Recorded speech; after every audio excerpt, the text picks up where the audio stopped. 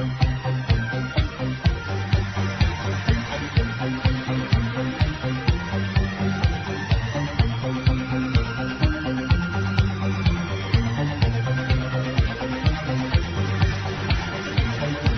the high desert and the great American Southwest, I bid you all good evening, good morning, good afternoon, wherever you may be in the world's time zones.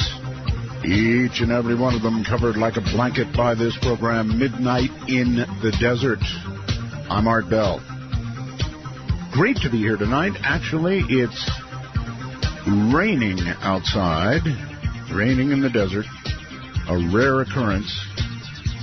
I know elsewhere they've had a whole lot too much of it, but here in the desert it's very rare. It is storming in the mountains, so to say a prayer for the microwave shot, I'm sure it'll be fine. 2 rules for this program. I have only 2 rules. One is only 1 call per show, and the other is no bad language. No bad language. 1 damn call per show. That's it.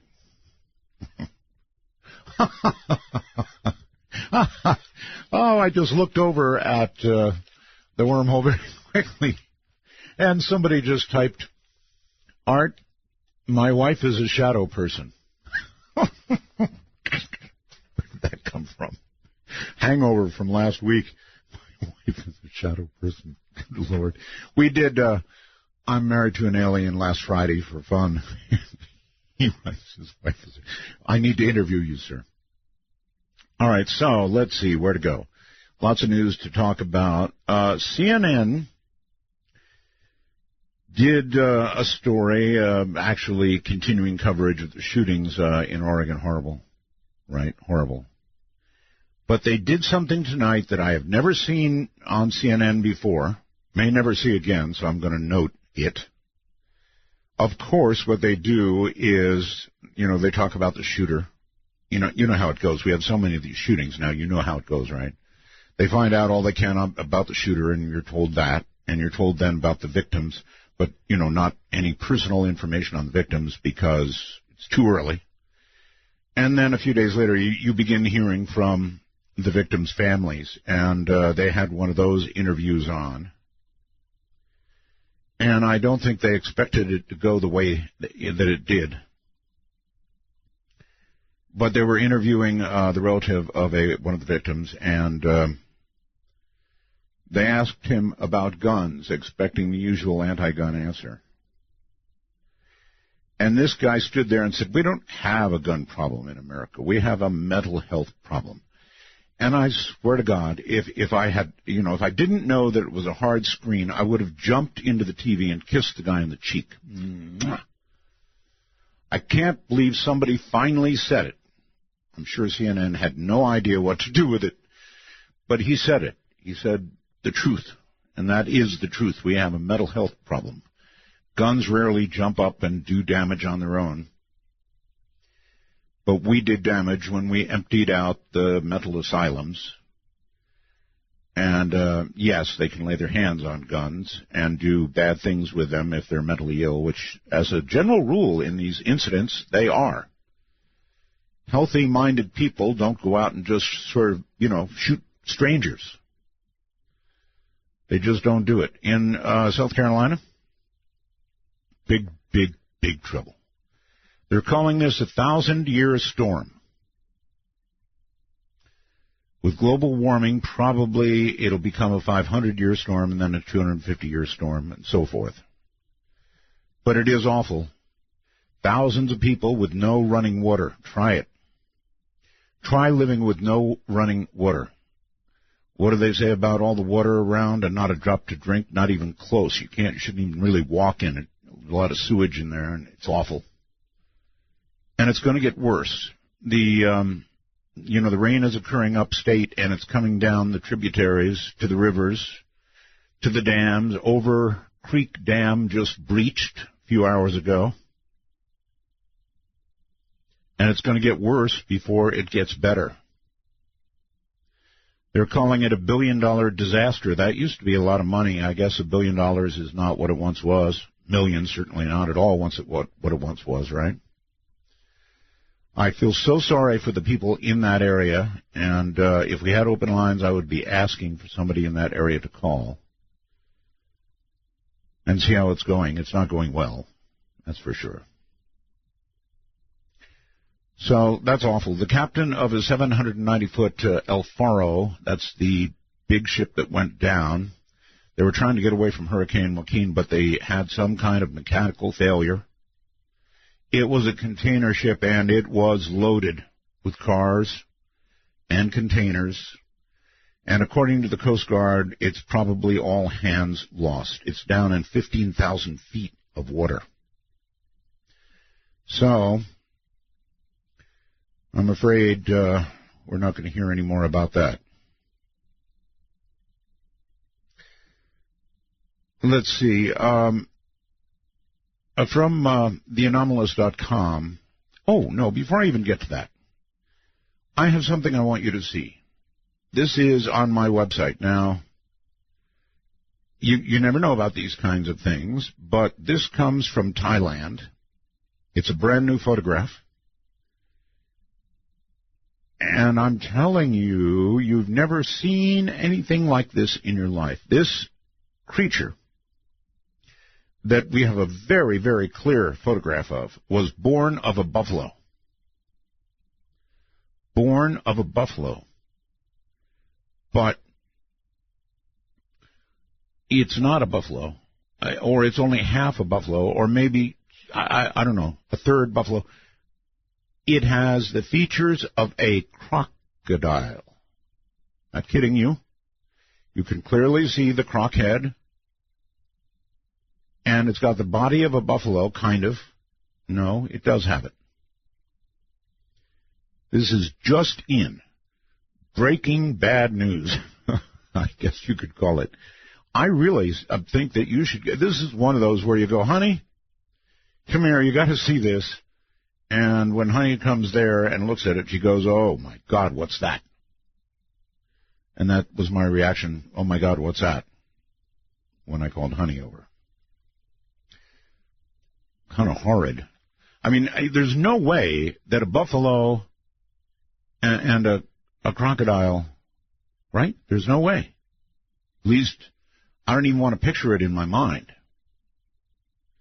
But it appears to be, it's right there for you to see, a very clear photograph. None of this fuzzy photograph stuff. This is almost too clear. So I'll take your comments on that. I'm really curious. Anyway, from, where was I? The Anomalous, yes. A former U.S. Navy pilot says that a huge fireball maneuvered above the Hanford atomic plant during World War II. First attempted intercept of a UFO by a military fighter, ? The UFO Chronicles, Robert Hastings digs up one of the earliest reported sightings of a UFO over our nuclear facilities, the Hanford Plutonium Production Plant in Washington State. Happened on 3 different nights in January of 45 before Hiroshima and Nagasaki, according to a former U.S. Naval Lieutenant, Junior Grade Clarence R. Bud Clem.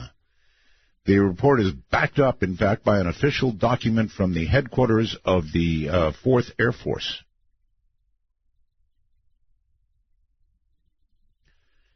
All right, what else? Football.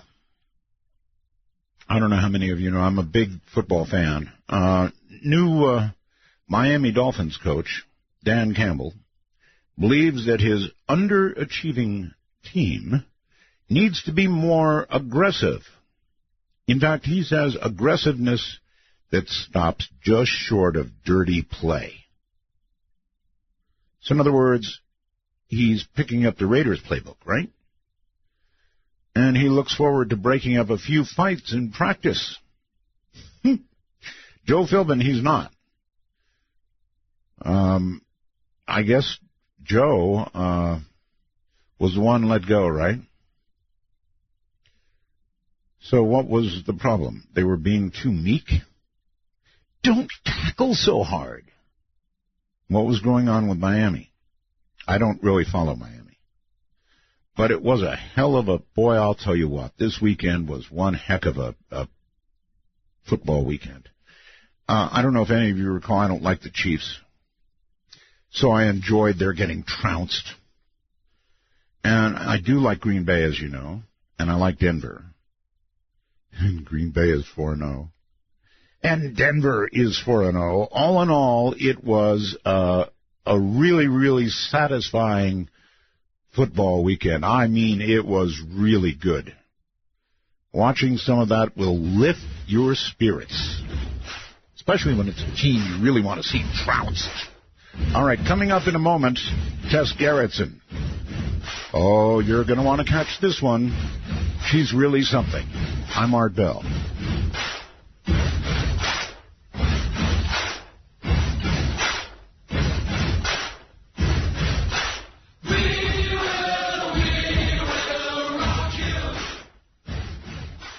To call Art, please dial 1-952-225-5278. That's 1-952-CALL-ART. Please make note of the number and call it not now, but later.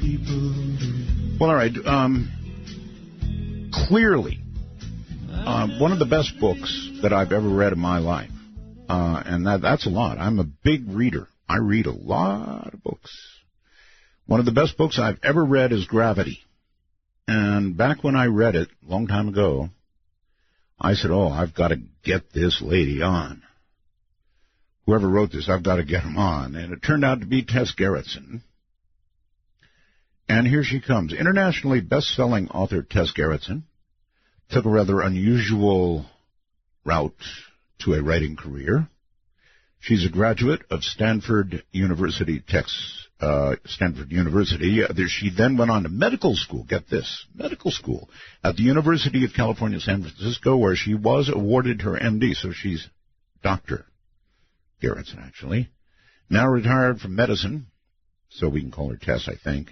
She writes full-time. Her books have been published in 40 countries, and more than 30 million copies have been sold all around the world.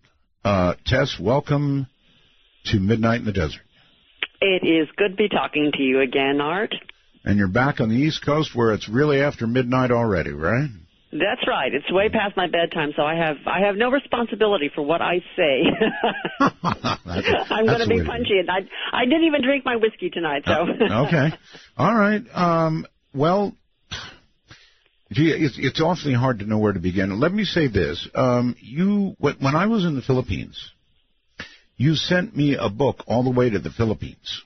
Yeah. It was a surgeon, I think. And, I've got to tell you, Tess, when you send somebody something to the Philippines, it gets there eventually. But you get this notice, and then you have to go down, and you have to talk to the customs people, if you can find them. No. Oh, yeah. And then they will take out whatever it is and examine it. Wonder how much we can get for this. And so they'll usually look it up on the Internet, come up with a price, and then tell you how much they want personally, and then how much the government wants. What an ordeal. That's the way it works over there. But I got the book. Well, I'm sorry to put you through all that. No, it's all right. It's just the way things are done there. Anyway, your book, Gravity, remains probably, I guess, in the top 8 books that I've read in my whole life, and that's saying a lot. And so, when I heard that the movie Gravity was coming out, I went, yes, Tess, yes!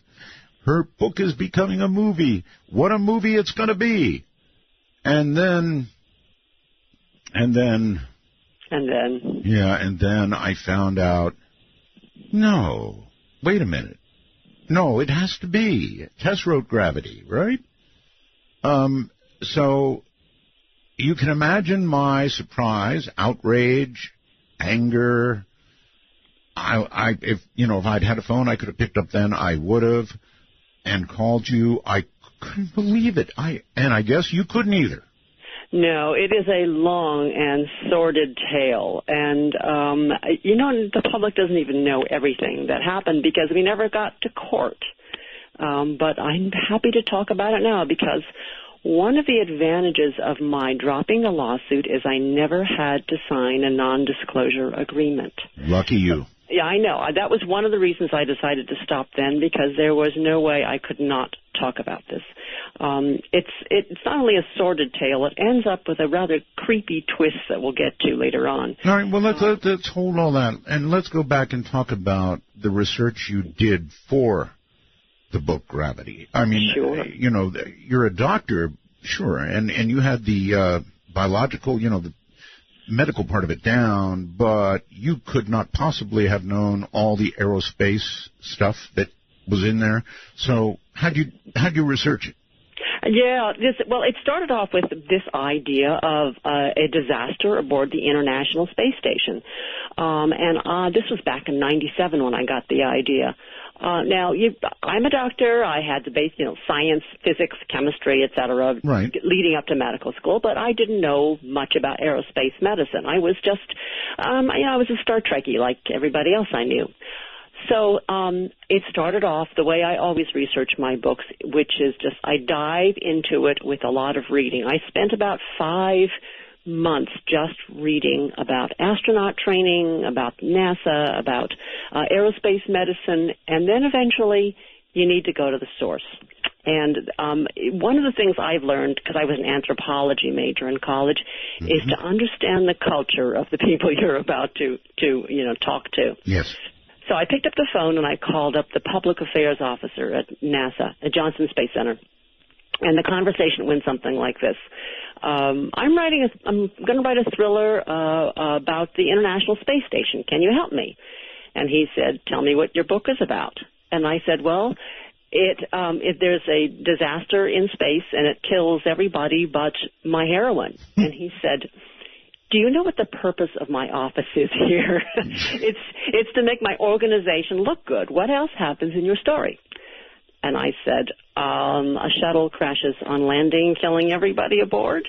And he said, I don't think we want to cooperate. And I said, wait. Everything that goes wrong in my book is not your fault. NASA does everything right.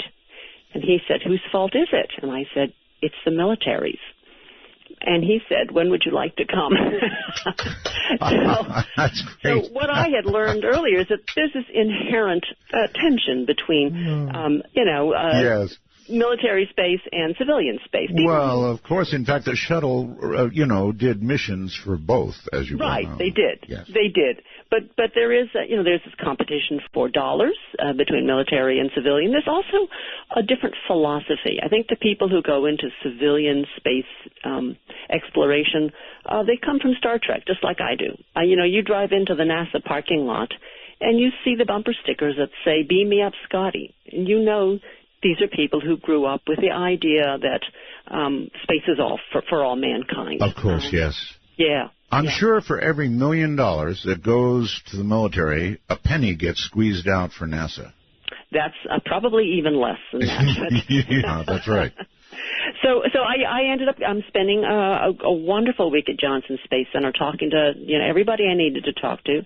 I spent another week at Kennedy Space Center in Florida.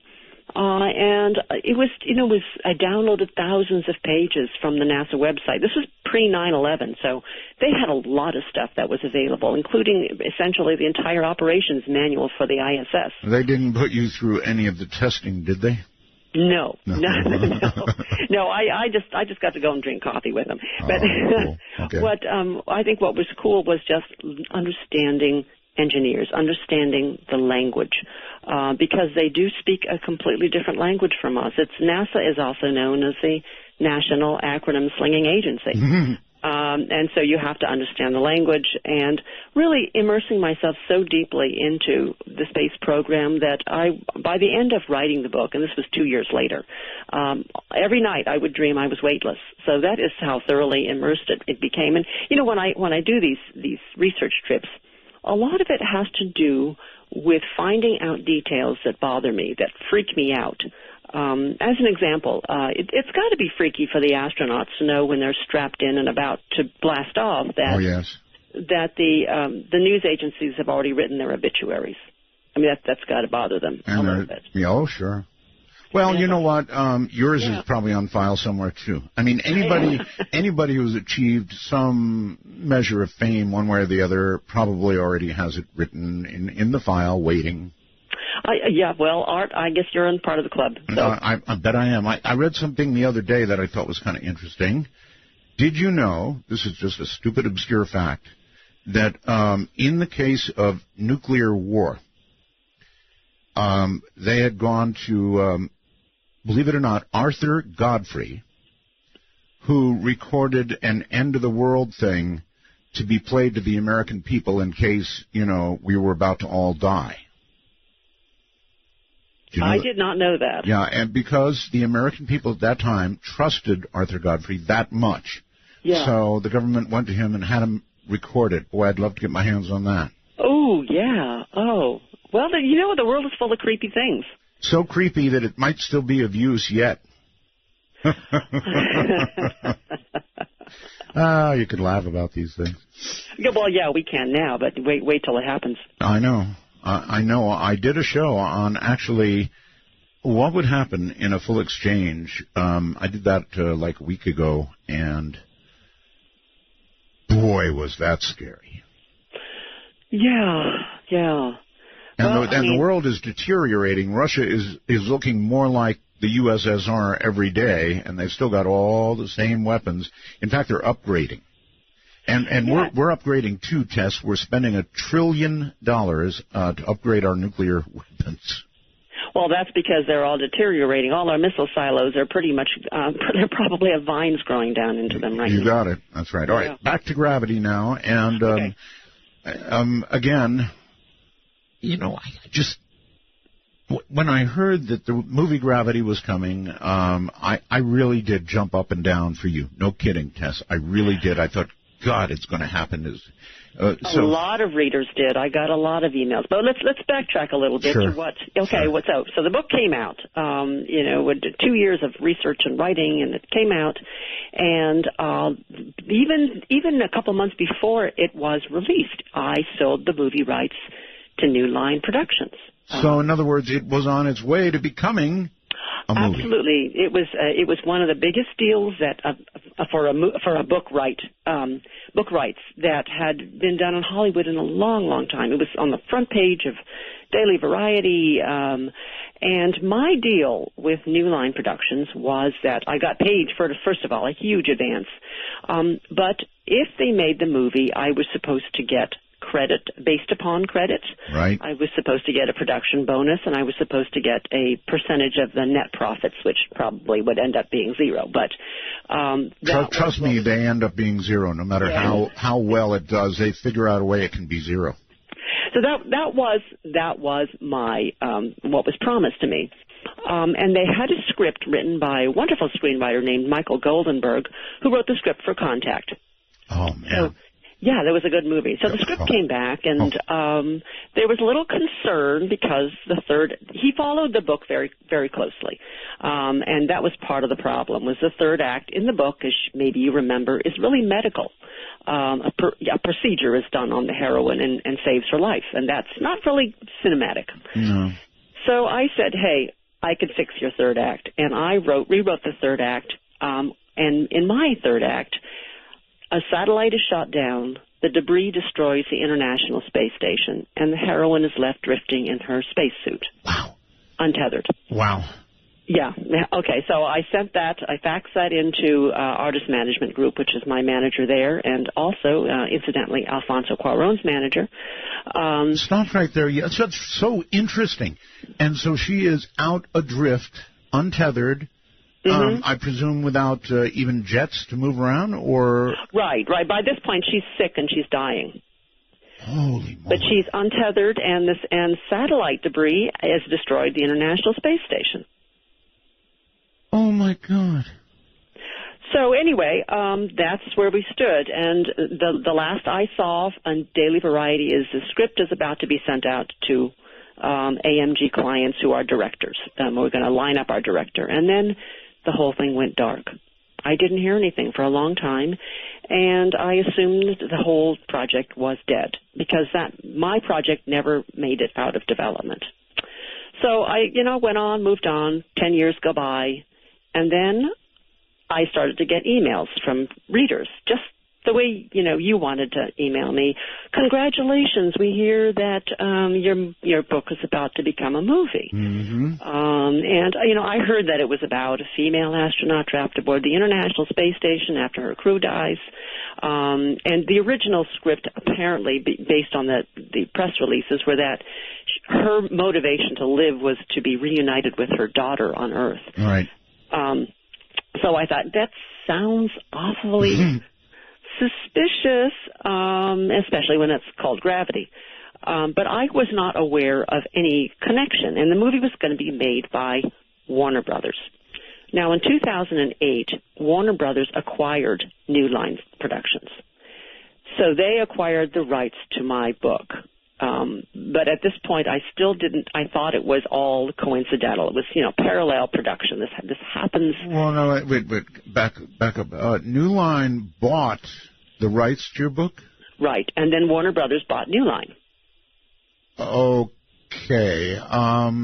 Hold on. We're at a break point. I want to understand all this very clearly, because in my opinion, this was such a rip. Such a rip. Tess Gerritsen is my guest. We've got a lot to talk about tonight. Stay right where you are.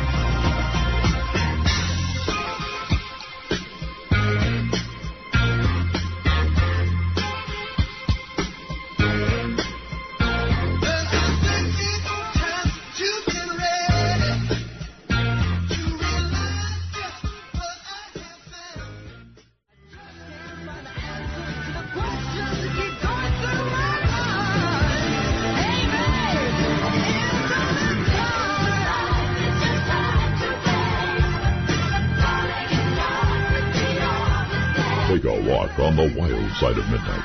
From the Kingdom of Nye, this is Midnight in the Desert with Art Bell. Please call the show at 1-952-225-5278. That's 1-952-CALL ART. Not yet, actually. I've seen visions of someone like... How you all doing?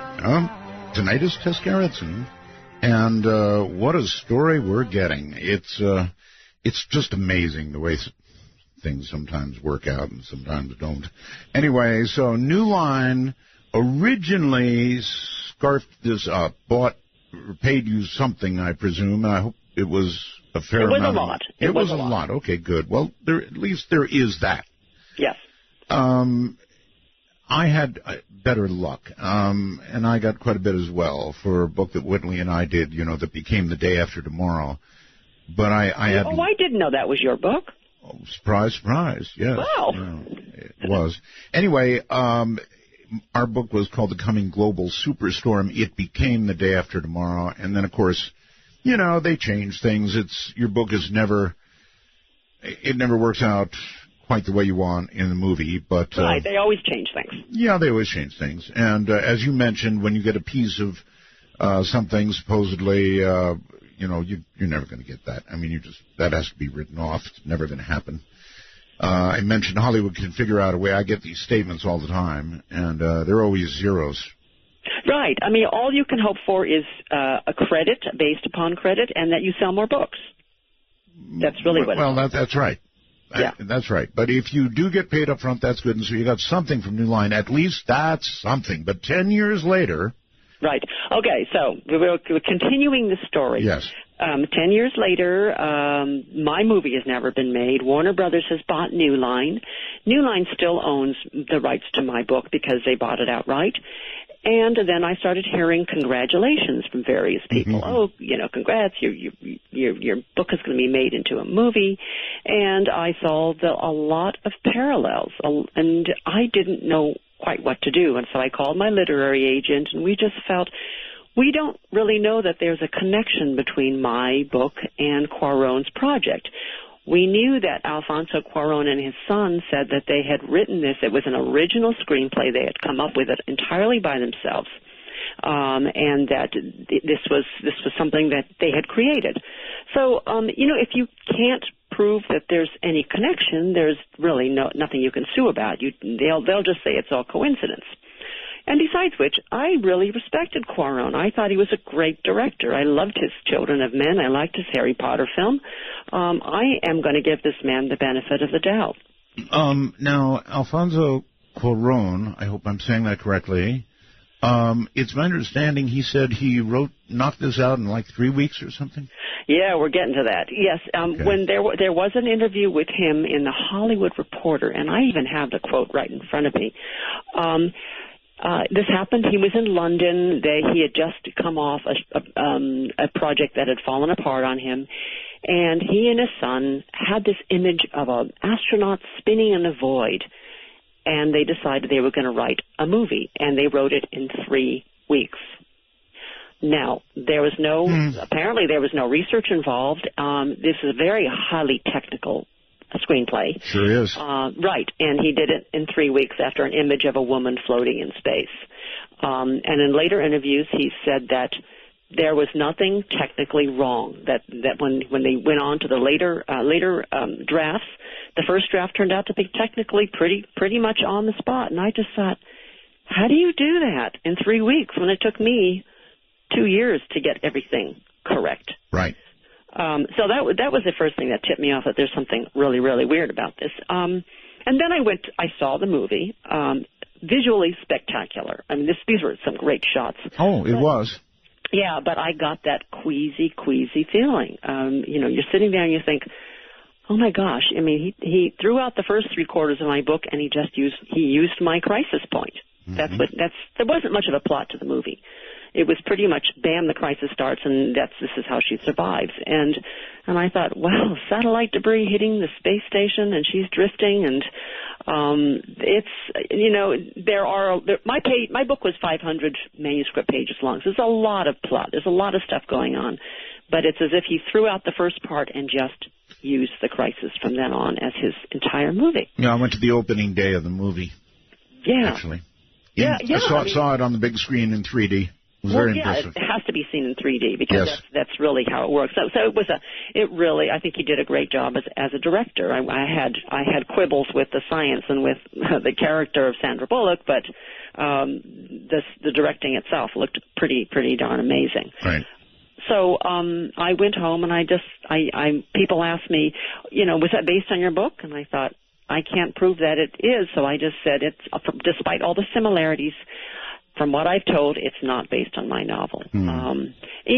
Although there was a journalist in South Africa who wrote a column that said this was Hollywood's biggest ripoff. He said that the movie was a Reader's Digest condensed version of the book.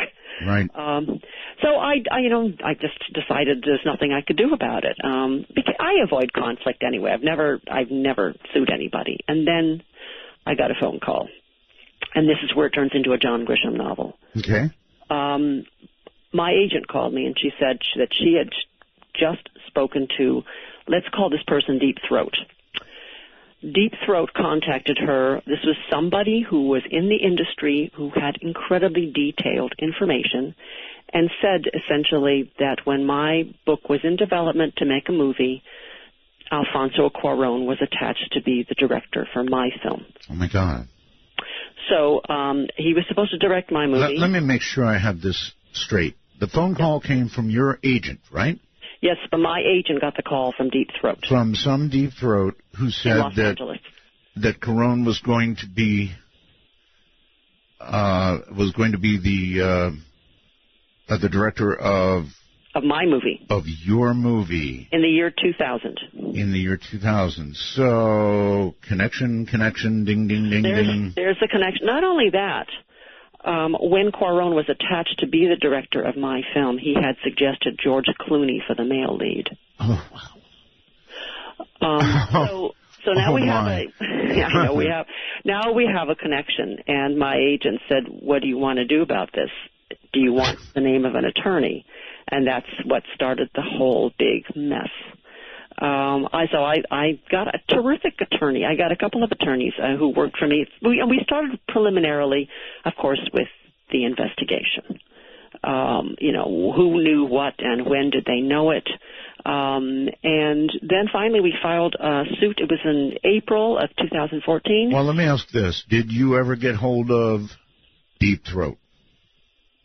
I kept my distance because I never spoke to Deep Throat. I did not want there to look like any collusion between me and this person.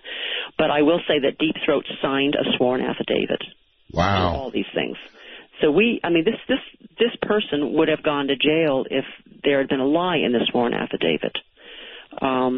And this person knew what was going on, and even told us where all the paperwork would be found, told us where all the documentation would be found, but we had to go to discovery to get it. Good Lord. So at that point, if you thought you could, yeah, very angry. So at that point, you're launching to discovery, so to speak. We want to go to discovery, but exactly. you can't go to discovery until you jump through some legal hoops. Right? Well, that's true. Yes. Right. And what we were told through Quaron's representative was that he said he had never heard of me and he'd never heard of my book. Oh, really? Yeah. And now this is not that far-fetched because, he directed the movie Children of Men based on the P.D. James book. Everybody knew it was based on the P.D. James book. And, in fact, officially it was based on the P.D. James book. After that, and he wrote the script. After that movie came out, in interviews, he said he never bothered to read her book. The movie was really all his. So this is not unusual for him to say I've never read her book or I've never heard of her, because whatever the project is, he takes ownership of it. Mm-hmm. So now we're in the lawsuit, and this is the interesting thing about it is very early on we were contacted by Warner Brothers attorneys who wanted to talk settlement, and I thought, great, we can avoid this whole thing. Let's just talk, because I think they realized there was a lot of they had a problem, and then soon after we found out who the judge was that was assigned to our case, all settlement talks stopped. Oh. And that was it. We never heard a settlement talk again, and then all of a sudden they brought in these big. What was the rep of the judge that would... We don't know. I mean, as far as I didn't know. I'm not asking for the name. I'm asking for the rep. There must have been some sort of reputation that made them think we've got it in the bag. I don't know. I don't know whether it's that or whether they came up with some strategy that they thought could win. I see. So then Warner Brothers turned it over to a really, really powerful law firm against my lawyers. And the first thing they did was, file a motion to dismiss, which is absolutely expected. That's what they would do. But Always. But their motion to dismiss was really strange. They did not say anything about the book or the movie. They didn't say it's dissimilar. They didn't say that she's lying. What they said was she signed her contract with New Line. Warner Brothers bought New Line. Warner Brothers may have acquired the rights to the movie, but they did not acquire the obligations. Huh. So that was their motion to dismiss. And we went through, paper... But that's kind of almost an admission in a way, right? Well, they're not, truly admitting anything. They're just saying, let's just stop it right here because... Well, but they were saying dismiss because New Line bought it and it's now owned by. So that's establishing sort of a link. Yeah, but their feeling is that the obligations did not transfer, even though the assets did. I see. So my understanding is that this is done often. This is like what corporations do. This is why they have shell companies. So papers were flying back and forth. There was a lot of press. I was demonized, of course. I was the greedy, lying writer. Huh. And a little over a year later, the judge agreed with the Warner Brothers side and dismissed it. Now, at that point, I had a choice. I could go on to appeal, which is what my lawyer wanted to do. My lawyers actually won a case before the U.S. Supreme Court, and he was anxious to. He said, I think we can go ahead and do this. But what I foresaw was that even when you win an appeal, you still have to go back to the original court. You still end up with the original judge. So we'd end up with her again, number one. And number two, if we got to the point where they realized they were going to lose, we'd go to settlement, and I would be required to sign that non-disclosure agreement, which I did not want to do. So I decided to pull out. And, preserve my right to talk about it. And also, the idea of going for years and years and years, which is what these lawsuits run. Oh, yes. Probably millions of dollars. Oh, yes. Wasn't worth the emotional hassle for me because I wasn't really in for the money. I was in because I was mad. No, I totally get it. And you're right about if you proceed with a lawsuit, you're looking at years. Mm-hmm. And then even if you win, good luck on collecting. That could be years, too. I mean, it's stacked for the lawyers. Yeah, the legal system is, it's not just the lawyers. The legal system is stacked for the side, certainly in the Ninth Circuit in Los Angeles. Now, here is a statistic that shocked me. There's an entertainment attorney that did a recent study of all the intellectual property lawsuits by writers against Hollywood studios in Los Angeles, Ninth Circuit. Yes. Over the last 2 decades, 50 lawsuits, not a single writer won. The studios won everything. Wow. Consistently. And these lawyers are saying there's something very strange going on in the Ninth Circuit. I'm sure some of these writers are probably crackpots, but some of them were very well-respected screenwriters with credits who went up against studios, including the writers who wrote the screenplay for The Last Samurai. They submitted it. And we're told, no, we're not interested. And a couple of years later, the studio came out with The Last Samurai, about an American soldier who goes to fight in Civil War era Japan. Yes. That's pretty obscure. It is. But, I mean, as you're well aware, you said it, when a big movie comes out and a lot of money's on the line, there are always people coming forward saying, I have been ripped off. Right, always crackpots. But yes. You know what? These are people who were able to prove access by the producer ahead of time. So these are not coincidences. And there's another lawsuit going on right now, which is truly terrifying. It's a writer, and the movie was The Walk of Shame, and he submitted his screenplay called Darcy's Walk of Shame with a very similar plot. Right.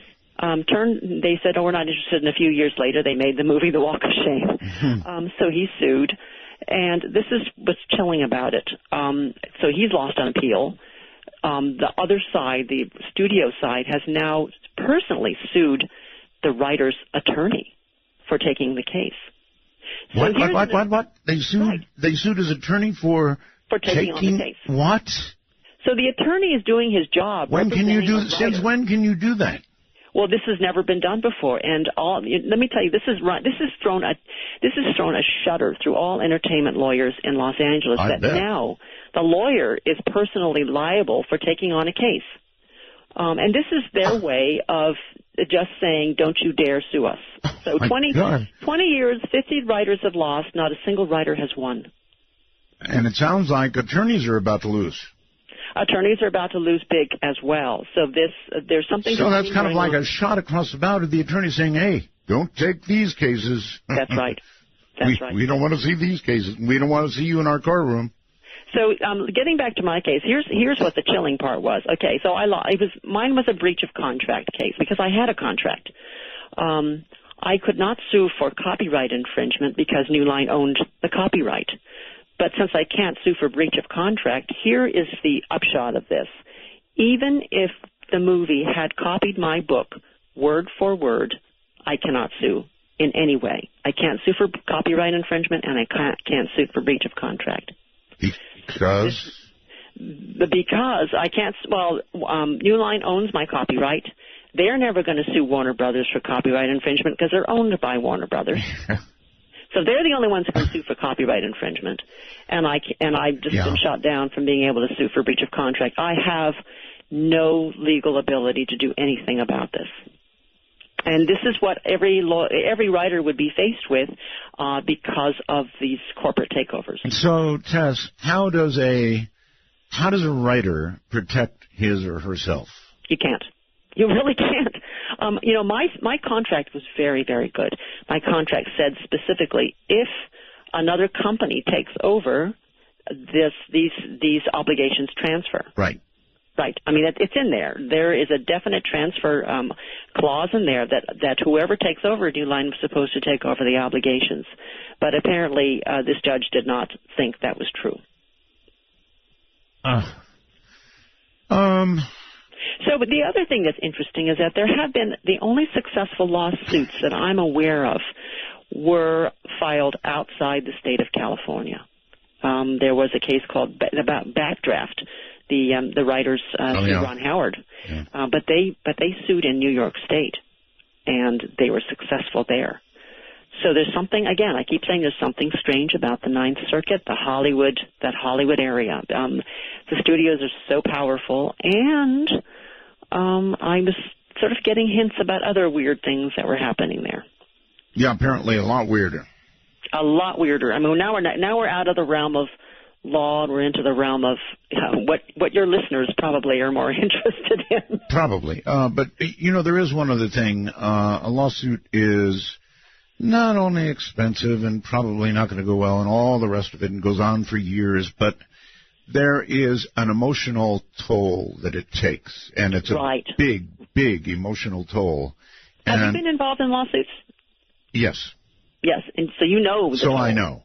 I know, yes, that's right. You have to be ready to pay a really big price, Tess.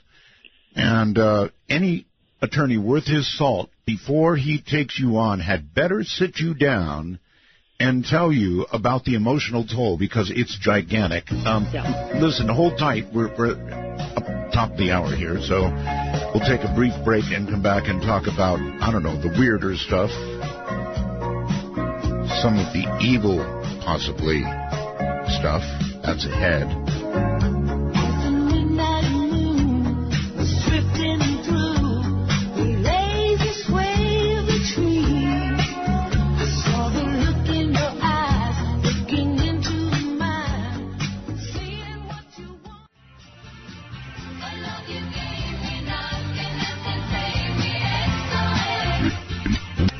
When calling Midnight in the Desert, let the phone ring until answered. These calls are unscreened for your listening pleasure. Call 1-952-CALL-ART. That's 1-952-225-5278. Now, see, I could say that was your internet buffering, but that would be wrong. That was Ross. It sounded like a buffer, but I tend to get that one time a night, just to remind me, I think, that it can happen. Anyway, my guest is Tess Gerritsen, and the subject we're about to delve into is evil, I guess. We're going to talk a little bit about evil. Now, you're a doctor, Tess, and I would say, I'm just going to ballpark it here, 75, 80% of the doctors I have dealt with all say that they don't believe in God. Well, that's interesting, because I'm in that group. I am. I'm an agnostic. There you have it.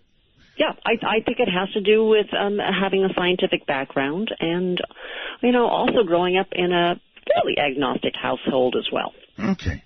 All right. Well, that said, I have nowhere to go at all, because if you believe in God, then you probably believe in Satan as well. If you don't believe in God, then you probably don't believe in Satan and think it's just lights out when it's over, right? Yeah, I'm afraid, you know what, I have to say I agree with Carl Sagan. I'm afraid it is lights out when all is over. That's not a very pleasant thought. I mean, I wish I did believe in heaven, but then that would mean you'd have to believe in hell, which is not so nice. So, but, it's, as I said, agnosticism always leaves open the door to other possibilities. Now, just because you don't believe in God does not mean you don't believe in what I guess would be religiously called evil. I think that there is a form of it that does exist. Okay, but not a supernatural form. No, but there are still things that give me... There's plenty of evil from man, that's for sure. Yeah, but there are things that give me chills, because I always wonder... I don't know if you know this about me, but I grew up with a mother who was a parapsychologist. No, I didn't know that. Yes. We had a fun group of people for dinner every week, some of whom would go into trances and start to channel people from thousands of years. Okay, so you mean as guests? As guests, right. That was sort of a joke. Yeah. So I grew up in that whole. I knew that whole milieu. People who believed in evil spirits and good spirits and that kind of thing. So perhaps my reaction to it was against my childhood. It was I wanted to go the opposite way. But I've always been open to things. And my mother grew up in China. She saw ghosts. She always told me the ghosts she saw because she was there during the Japanese bombing of her hometown. Oh yes.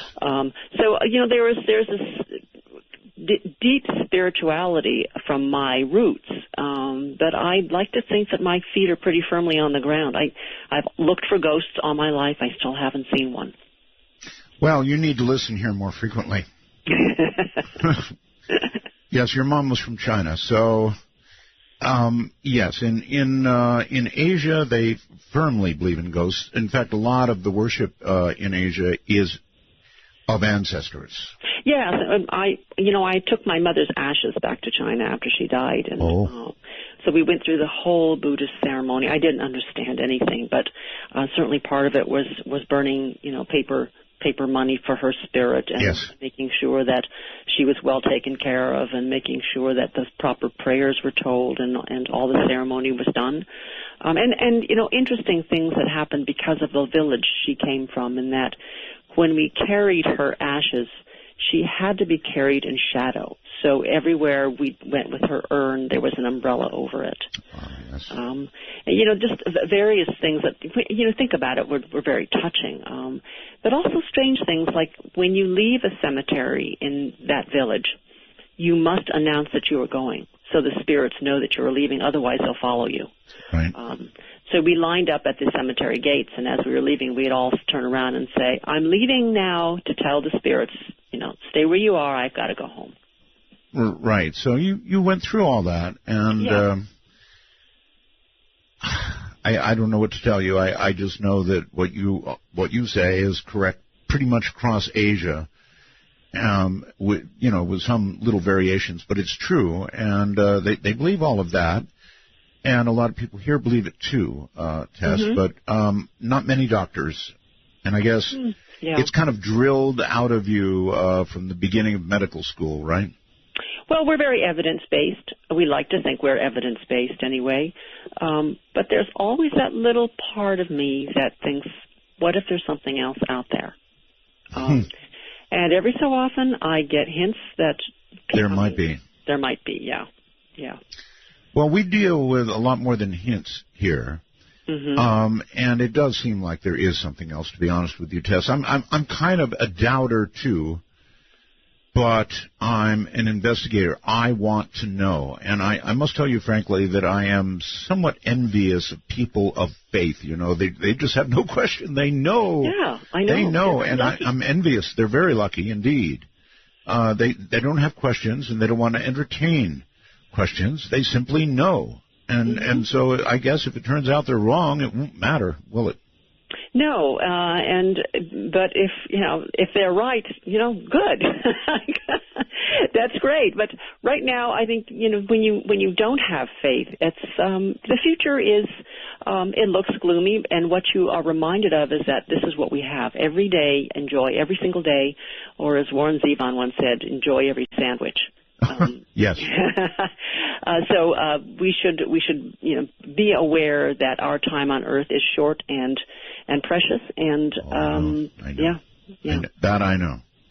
So all this said, you do think there is evil in Hollywood? Well, here's what I got. Okay, now, this is one of the benefits, or maybe the downsides, of being a public person with a public email address, is I get contacted. I get contacted by interesting people sometimes. I bet you do. And in the midst of this lawsuit, I got contacted by several people who work in Hollywood. And I'm going to paraphrase some of the messages they gave me because they are kind of freaky. Sure. One person said that she wanted to impart some secret information, that the major studios, including powerful insiders, use egregory in legal matters like these. Hollywood is an oligarchy, and that includes the judicial system. Mm-hmm. Before your next round of litigation, seek the input of a skilled LHP practitioner. You cannot win without challenging that part of their defenses. I know this, trust me. So at that point I thought, okay, egregory, that's a very familiar word for me because I've actually used this in another book. But LHP threw me for a loop. I did not know what that was, and I had to dig a little bit to find out what LHP is. Probably your listeners already know this answer. Well, do they? Go ahead. LHP is? It's I have. Let me find this. Was wonderful. Here it is. I had to go to the internet to look this up. The left-hand path. It originates from Hindu, and it refers to belief systems and religions that see themselves as the darker side. In other words, there are some definitions that say LHP is Satanism. And there is a quote I found somewhere that many LHP private and secret groups of an extreme nature to further the self in monetary power and influence terms will gather together. They are old boys networks, and membership is only granted to those considered to have attained a certain level of wealth and power. This is a cult. So I thought, oh, that's kind of creepy, but, I don't believe this stuff. And then I got other contacts from other different people, completely different people. Okay. Who said, here's one. And this, you just heard that person say something about egregory. Here's another one. I recommend you consult with a practitioner of the occult before you go round two with Warner Brothers. Yes. All major studios are protected by egregory. Again, that word. It's a system of demonic entities, the same power that surrounds the music industry. Do your research. Ask trusted friends. They're right. So there you go. And, I sort of threw this stuff out because at this point I was trusting my lawyers, right? And I kept thinking, oh, there's a chance we could still win. But after that judge gave that really startling ruling, which my lawyer was appalled by, he said, I cannot believe she did this. And I've heard from multiple entertainment attorneys who said they are shocked by how my case turned out. Sure. And then hearing from all these people saying you can't win because you didn't go to the right practitioners, I'm thinking, this is weird. Maybe it's worth a book, but it's also something that I've been thinking about for a long time. Well, so there you go. And so the question is, how much weight now, at this point, this late point, do you begin to put in those possibilities? I still don't. I mean, I entertain them because they give me a chill, and because sometimes I think I wouldn't be surprised if there are Satanists in Hollywood. I really would not be surprised. And there have been rumors about it for a long time that people sell their souls to become famous. Do I believe in it? No, I don't. But I believe that there are people in Hollywood who believe it. I believe that there are people in Hollywood who probably practice this sort of stuff because it's true for them. Well, I interviewed a very wonderful man named Father Malachi Martin. Mm-hmm. Father Martin identified the people you just spoke of, those who have sold their soul for fame, fortune, whatever, as the perfectly possessed. In other words, they have made a deal with essentially the devil, and they are getting what they want in this life, but there's going to be a price. So it's like Dr. Faust. Perfectly possessed. Yeah. He said he could actually recognize them when he saw them on the street. I've heard, that gets to something else. I've heard that from many, many of my readers because of another book I wrote. But, no, this is the kind of thing where and I've heard these rumors before about Hollywood. That if you look at certain movies, you can always find the tilted pentagram and hidden in various images. But it's something that, late at night when you have a bottle of scotch in front of you with a good friend over the table, you can both scare each other to death. You can, and frankly, I kind of err on that side. I think that kind of evil does exist. Now, I'm not sure. Once you start talking about evil, then you have to start talking about the possibility of the other. You can't have the yin without the yang, right? Yes. So that's a road you start down, and it sounds to me like you've taken the first few steps anyway. Well, I did this exploration of this whole. I told you that egregore is not a strange word to me, that I had used it before. Yes. Because of a book that I had written earlier that dealt with exactly this topic, and some of the communications I got from that were even stranger. Mephisto Club? Yes. Okay, yes. That concerns the origins of evil, right? Yeah, I have had a long-term interest in this topic because of something that happened in my childhood. Now, I told you that I had a lovely childhood with a mother who was a parapsychologist. But what also happened was that I was exposed to a homicide when I was, a child or a young adult. We had a beloved family friend. I won't even tell you his name. I can just say that he was kind, he was sweet, I adored him.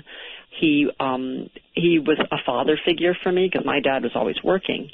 And I completely trusted him. And when I turned 18, he was arrested for murdering a member of his family. My God. He tortured her and he drowned her in the toilet. And he went to prison. And there's no doubt he did it. So I have been left all my life with this question of why did I not see this?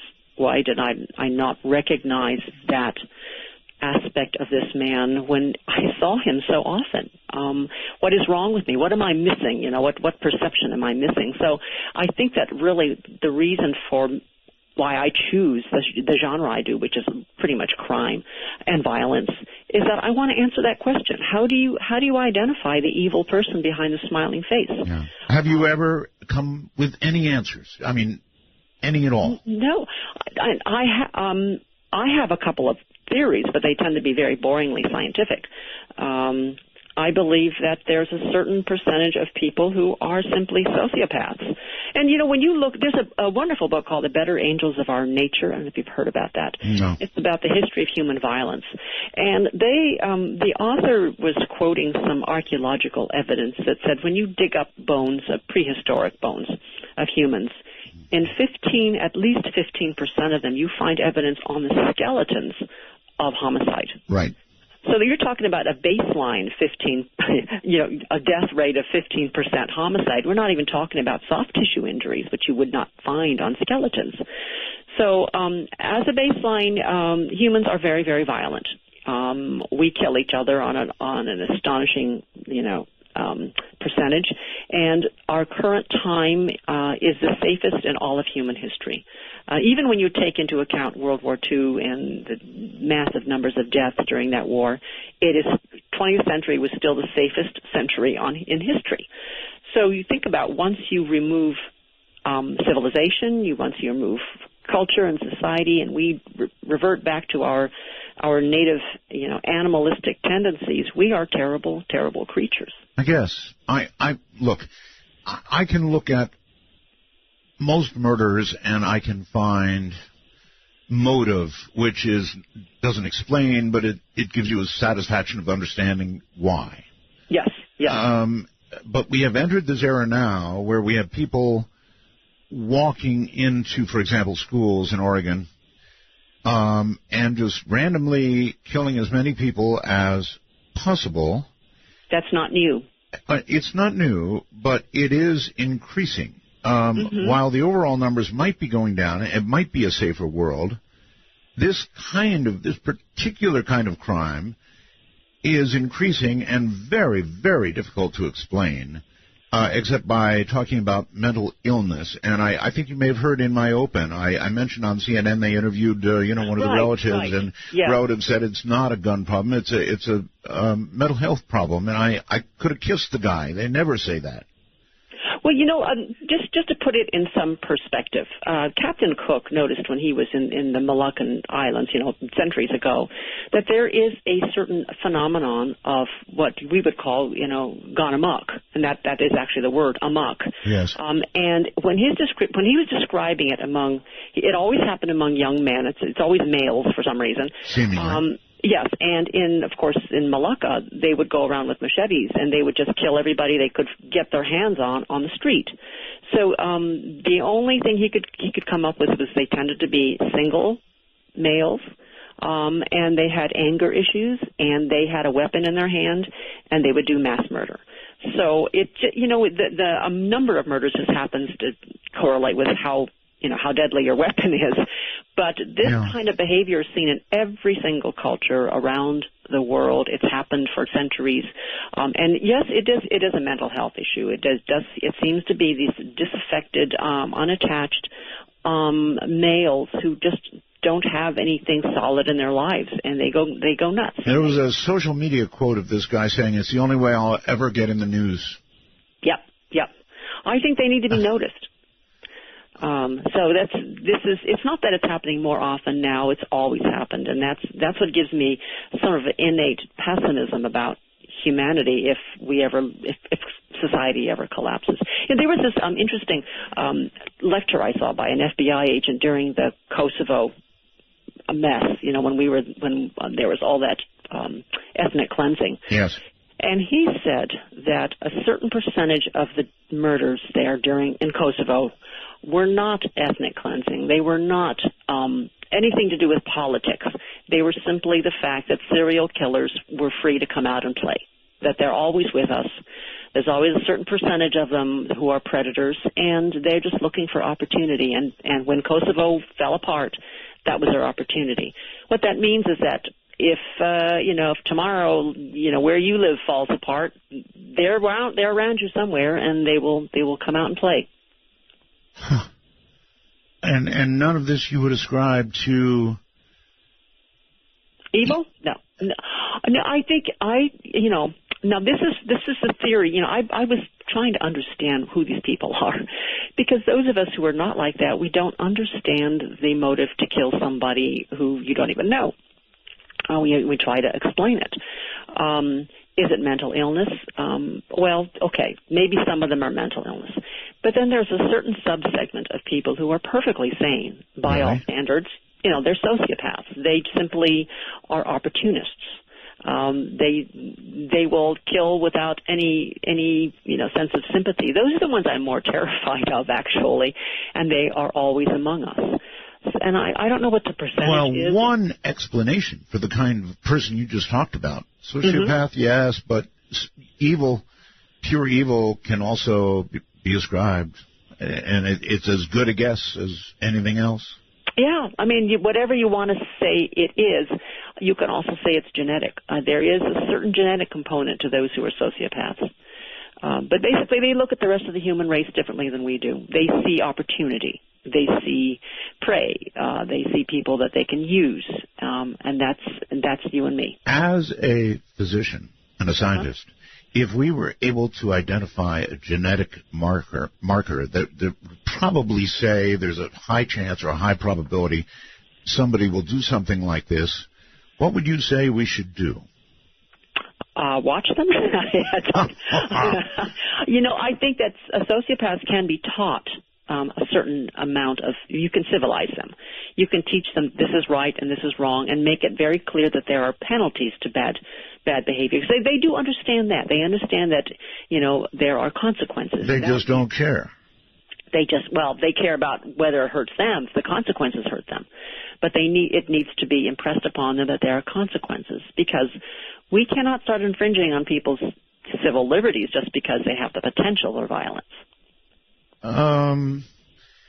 Yes, well. Yeah, then that's a slippery slope. It is indeed, isn't it? Yeah.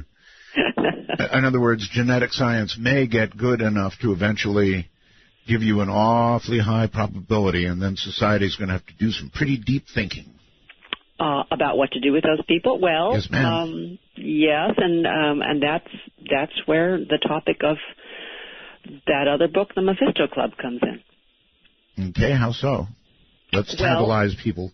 Get them. I know it just sort of falls into this whole question of evil, which I think is what a lot of people are fascinated by because we're afraid of it. We are like every other prey animal, as we have to pay attention to those things that can hurt us. And I think this is particularly true for women and children in society. We feel vulnerable, so we pay attention. So anyway, the story about Mephisto Club came about because as I have this long-term question about what makes somebody do terrible things, and I happened to be browsing in a bookshop in Oxford, England, when I came across a copy of the Book of Enoch. Right. You probably know about it. Right. Yeah, it is a religious text which was not accepted as part of the regular Bible. It was probably written around the time that Christ was born. And I was just sort of flipping through it, and it had some interesting things in there. Let's see, where are we in the time? Because I'm going to start quoting something. We're all right. Okay, so I come across this interesting quote. The Book of Enoch, Enoch, by the way, is a really holy, wonderful man who was said to have walked with God. He is in the line from Adam. I think he's like 6 or 7 generations away from Adam, and he talks about these things called fallen angels. And the quote is like this: "And it came to pass, when the children of men had multiplied, that in those days were born unto them beautiful and comely daughters. And the angels, the children of the heavens, saw and lusted after them, and said to one another, Come, let us choose us wives from among the children of men, and beget children." That's right. Right. Okay. So the angels had sex with humans. They had children, and these children were pretty darn evil. They were, first of all, described as being very, very big, and they were also said to afflict, oppress, destroy, attack, do battle, and work destruction on the earth. So these creatures, the children of these angels, were called the Nephilim, which, depending on how you define it, it could either be known as giants or they could be translated as the fallen. Mm-hmm. But their parents, these angels, were also called the Watchers or the Grigori. Right. And they are the ones who perform egregore, this magic that supposedly protects Hollywood. So it all sort of ties in together. Anyway, so I did this book called the Mephisto Club because I thought, okay, let's make this, let's go scientific here. Let's assume that these legends of the Nephilim actually are based on something biological. Maybe this is a tribe of sociopaths. Maybe because sociopathy is genetic, what the ancient Jews were seeing were they were thinking that they were seeing evil creatures when actually it's just a tribe of people who are sociopaths who do horrible things. And sociopaths are also known to be quite charming and quite seductive, which is how the Nephilim are described. And let's say that they are still among us. This genetic line is still among us, and nowadays we still have the Nephilim among us. And in fact, if you look at biblical literature, the Nephilim still are among us. They were so evil that God apparently decided to wipe them out. So that was part of the reason for Noah's flood. But he allowed 10% of them to survive, to remain among man as evil creatures, to tempt us, to wreak havoc, and they still are among us. So that is something that is already on the internet. I mean, these conspiracy theorists are all over the place. The Nephilim are here. I know. Yes, that we can recognize them. But how does it, Tess Gerritsen, with her belief system, sit down and write about this?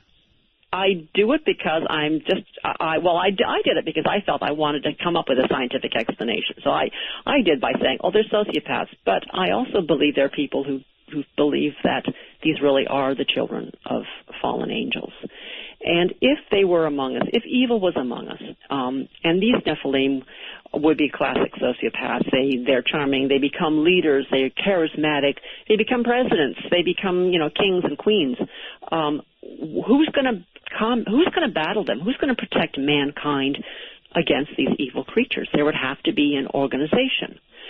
So I invented what we call the Mephisto Club, this group of crime fighters who follow the footprints of evil. They check crime statistics. They look around the world. They are checking for the presence of the Nephilim, and they are there to be in opposition to it. And that was the origin of the book I wrote called the Mephisto Club. Yes, but you're writing about something that you don't really believe in. I don't. And yet I get, and we're going to talk about this later, I get correspondence, again, from... I'm sure you do. From people, and among them are people who say, you wrote your book, I read your book, you have... you're saying bad things about us. Hold on, Tess. Tess Gerritsen is my guest, and we're at a break point. I'm Art Bell. Midnight in the Desert, underway, raging in the night.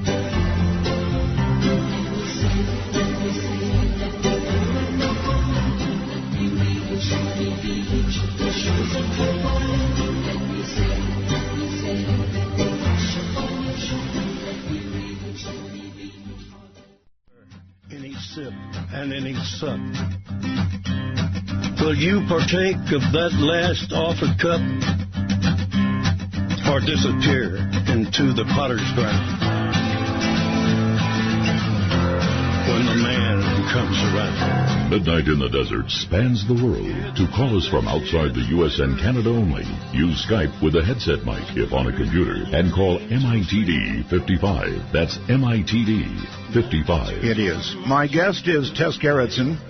She's really quite something, as I'm sure you've gathered by now, and like something else he's saying, she's walking the line. That's for sure. You really are. You're walking the line. Yeah, I guess so. I mean, I kind of am on the side of the people who wrote you those emails saying, you know what, you really should have employed both the legal side and the other side, as it were. Well, there were times when I thought maybe I should have. Right. All right, so anyway, here we are with the Nephilim. Yeah, the Nephilim. So here I wrote this book about the Mephisto Club and the Nephilim and, crimes being committed.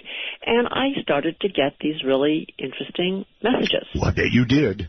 Yes, of course I did. And some of them were, I have seen evil. I can recognize them. I know them by their eyes. Mm-hmm. That's one line well, I got a lot of those, and we'll talk about some of those stories. But the ones that really kind of freaked me out were the ones that said, you didn't say good things about us, and we're not happy. And let me. Was that the worst of it, actually, or? Well, they tried to educate me, and one of them, somebody who says, I think this person is trying to say that she's part Nephilim. She says, trust me, you really don't want to annoy them or make any of them feel really threatened by masses of stupid humans. Not a good idea. Right. So from their point of view, and here we're going through history, and we're going through biblical texts that say they're bad, they're evil, they brought weapons, they caused wars. And the other side is that the Nephilim, or the self-identified Nephilim, are writing me to say those who write the history books tell lies, that we're the good guys. And you aren't hearing the other side of what's really the truth. So it's a fascinating thing where you have two stories, and maybe it is that we have been hearing about. If they're with us, maybe they're not as bad as they say. Now here's one of the really, it's practically a scientific treatise that was sent to me by a Nephilim about where they come from and what they're doing and why they have mated with us. And, this particular woman traces her line back through Hungary all the way back to the Sumerians. And she says that around 70,000 years ago, there was a natural disaster. There was a volcano a super eruption in Indonesia. Have you heard about this, the Lake Toba super eruption? No, but I can absolutely believe it is extremely active there. Right. Okay. Well, in fact, there was an eruption 70,000 years ago that caused volcanic winter for 6 to 10 years and caused global cooling for maybe 100 years. It wiped out a lot of species, a lot of mammals, and in fact, when you look at human right, I am familiar with that. They've got sampling and cores they've drilled that prove that. Right. So the human population, or what was essentially the human population, dropped drastically to maybe just a few thousand individuals. And when you look at human genetics, you do find that a lot of the Y chromosomes all originated with one individual somewhere around 70,000 years ago. So we were on the edge of extinction, according to not just this woman, but biologists. So this person said that's when the Nephilim stepped in and said, well, should we help the human race survive? Let's mate with them. And that's where she sees the legends coming through, is that they decided to mix their genes with us, and we were able to bounce back after that 70,000-year disaster. So by introducing their stronger genetics, they helped the human race survive. But now they are facing the aftermath, which is, humans are not as good as we thought they would be. They cause they cause wars. They're horrifying things. Maybe every so often we should have a cull. And she says that diseases have been introduced by the Nephilim, like plagues. They introduce strife into areas that need culling or are considered morally bankrupt. Have you run into the infamous Planet X yet? No, I know about it, but I have not run into it yet.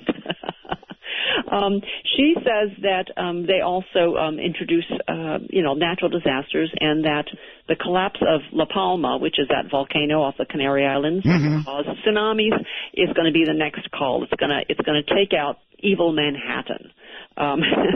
So they identify pockets of trouble by installing watchers, which she said, well, it's really eerie, but that's just like out of your Mephisto Club. The watchers are there. They have egregore networks. They're able to communicate with each other's minds.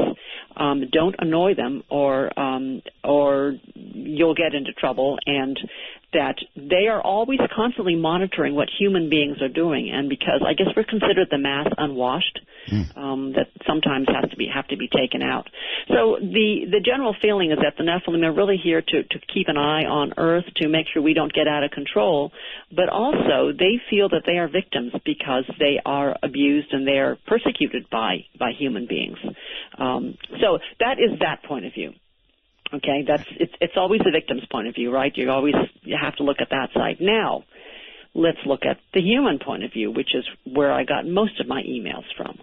People who say, I can recognize them, I can see them, I can look into their eyes and know who's who. And I believe you've had a couple of guests who can see evil, right? And you said that. Absolutely. Yeah. So I was, getting really kind of monitoring a lot of this stuff, but some of the personal stories that were told to me face-to-face by people I know really, really kind of freaked me out. Were you at all or at any point concerned for your personal safety?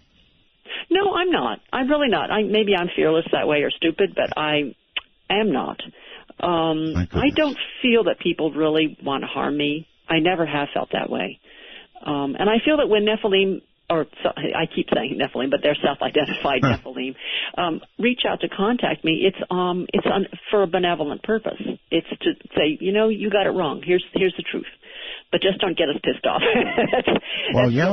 That's what I meant. If you got on the wrong side of somebody, or somebody who thought they were part of that group, but maybe actually weren't, it wouldn't matter much, would it, if they took action?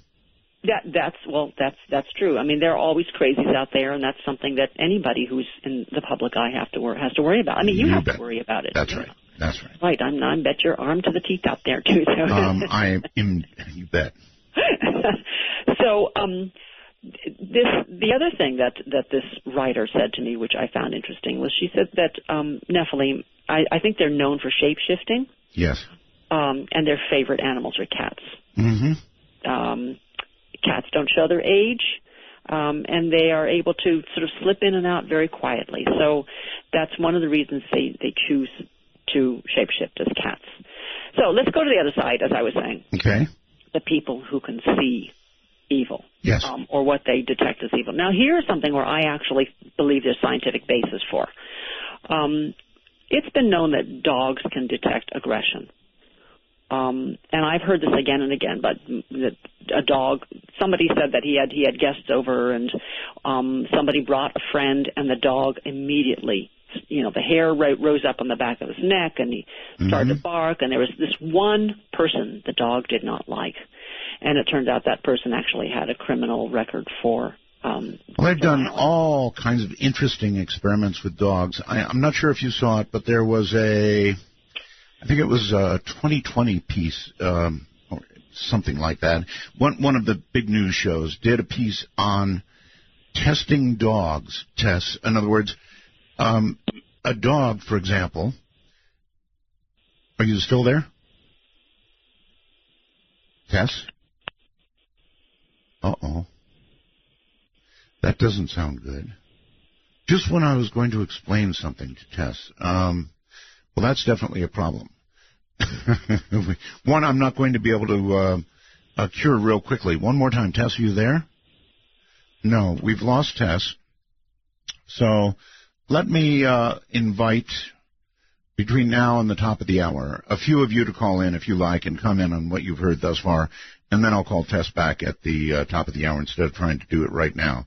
So any of you who would like to comment on what you've heard, particularly about the evil and or the Nephilim, or for that matter, commenting on what happened with gravity, I'd be more than happy to hear from you. And you can call our national number. Anyway, I was about to open the lines for Tess anyway. So you can call our national number now if you like. Area code 952-225-5278. That's area code 952-225-5278. Now, when I say that, I hope it's working. In other words, the fact that we lost Tess could indicate a further or bigger problem that I'm not aware of. You can also get to the show by Skype. And I'll take this opportunity to do my little speech that everybody, they send me email requesting this speech. I get messages on the wormhole requesting this speech. If you have Skype, you can call us. All you've got to do is on your iPhone or whatever it is that you've got, Android, download Skype. It's simple. Download Skype. Go to the store and download Skype. And when you do, you will notice that you can add somebody. You can add a contact. Well, we are a contact. And so here's how it works. If you're in North America, Canada, or America, just add us as a contact and call us MITD 51. That's MITD 51. If you're outside of North America, rest of the world, you can add us by calling MITD 55. And after you've done that, we will appear magically on your contact list. You can press it and call us just like that. It's really pretty cool. And it's free worldwide. So that's pretty hard to beat. In the meantime, let's very quickly go to the lines and say Las Vegas, I think you're on the air. Hello. Last name's on the air. So. Okay, well, sorry about that, but I did that for a reason, only because of what Tess was talking about. What I just tuned in as she was mentioning an 0-50 rate, with loss rate for writers against the studio. That's right. Right? And I can relate to that because I'm actually the guy that Tom Cruise plays in the movie Tropic Thunder. Oh. And had the same occasion to go up against the same studios, and I'm not at all surprised by what she said. Really? Well, I'm sad to hear that, but it does seem to be a thing, doesn't it? It's totally fascinating, and I'm actually fighting them as we speak. And the good news is, have them at a standstill. Well, they probably will bring you to a standstill as well. And I'm not in the business of giving out advice here, but I will tell you, and I told her and mentioned to her that the emotional price that you're going to pay for, what you're doing is going to be extremely high. So you've got to be prepared for that. I take it you are. Well, that's a great point, Art. And I take what you say is actually very, very accurate. Right. We're somewhat both at standstills, but I chose the route of going, doing my own thing as that entity. All right, with the book and all that. And I'm not calling into hype all that. I'm just talking in the big picture here. So, all we can do is see what happens as it comes to the reality of, shall we say, an LG movie. Right. Okay. Well, thank you. Either way, it doesn't matter. Before you decide to take on something like she took on, or any gigantic litigation, you really, your lawyer, if he's worth 2 cents, has got to sit you down and tell you about about what you're going to face. And what you're going to face is going to be, I'll call it almost emotional Armageddon. What you're going to have to go through is emotionally ripping. It will take part of your life, and that's part of your life you will never get back, win, lose, or draw. Let's go to Eric on Skype. Hello, Eric. Art. Yes. My goodness. Yeah, the guy that I met, I didn't really sense evil so much as just pure sociopath. I mean, it was like I was sitting across the table from an octopus. That's horrible. I mean, that feeling is horrible. There's no question about it. So in that sense, there absolutely is evil, right? I've seen that in other people, but this guy was just, my body reacted. I wanted, just that primal fight or flight. I just wanted to get up and run away from this guy because I could tell the only reason he didn't kill me and eat me was because he wasn't hungry. Oh, God. Yeah. I've never heard it put quite that way. His eyes were just cold. Yeah. He was highly intelligent, but I just reacted to him on a visceral level. It was like nothing I've ever done there's before. absolutely no sense in these people of right, wrong, or anything. It's just not there. It's like they're flat. It's like, I don't know. Yeah. It's hard to even put into words, but yes, you certainly sense it, and I don't think you have to be a dog with extrasensory perception to know it when you're in the presence of it. But she was right. Dogs do sense these things, and a lot more. I was about to tell her about a 2020 piece, I think, pretty sure it was, in which they monitored dogs at home. And they could tell when, they would start the boss, the owner of the home, coming home at some ridiculous time when they wouldn't normally come home during the day, and the dog knew it instantly. And somehow would start getting agitated and be waiting by the door. And so that's a type of extrasensory perception. Oh, yeah. I remember that. Yeah. Do you? I remember that. And my wife and I, if she's sad, it's the most bizarre thing. I was sitting there reading one day, and just out of nowhere, I just became terribly sad. And I called my wife. I'm like, "Are you okay?" She said, "Yeah, my patient's son was yelling at her, so we were both sad." Really? And I was just, okay. Yeah, and ever since then, I've known. So, I mean, it's always been like this. Oh, reminds me, you are the perfect person to do this. I used to take calls in a nationwide call center, and all day people would be in one mood or another. Oh, yes. Oh, So, yes, you're so correct. And I'm sure somebody in a call center would know better than most. For me, I was a medic in the Air Force, worked in hospitals, and same deal, exact same deal. One day you'd be sitting there like the Maytag repairman, nothing going on. Other days it was disaster after disaster after disaster. And anybody in police work, medical work, they all know this is true. Now, why? I kind of wish, I'll tell you what I'm going to do. I'm going to put you on hold if I can, because I actually want you here when Tess is on, because I want you to relate this to her, okay? Absolutely. Okay. You're going to have to get good and close to your mic, okay? I hope we're not having, I'm going to put you on hold there, and we're going to take a quick break. And I'm going to try and get Tess back because she really needs to hear some of that. I'm sure that's right down the alley of what we're talking about. This is Midnight in the Desert.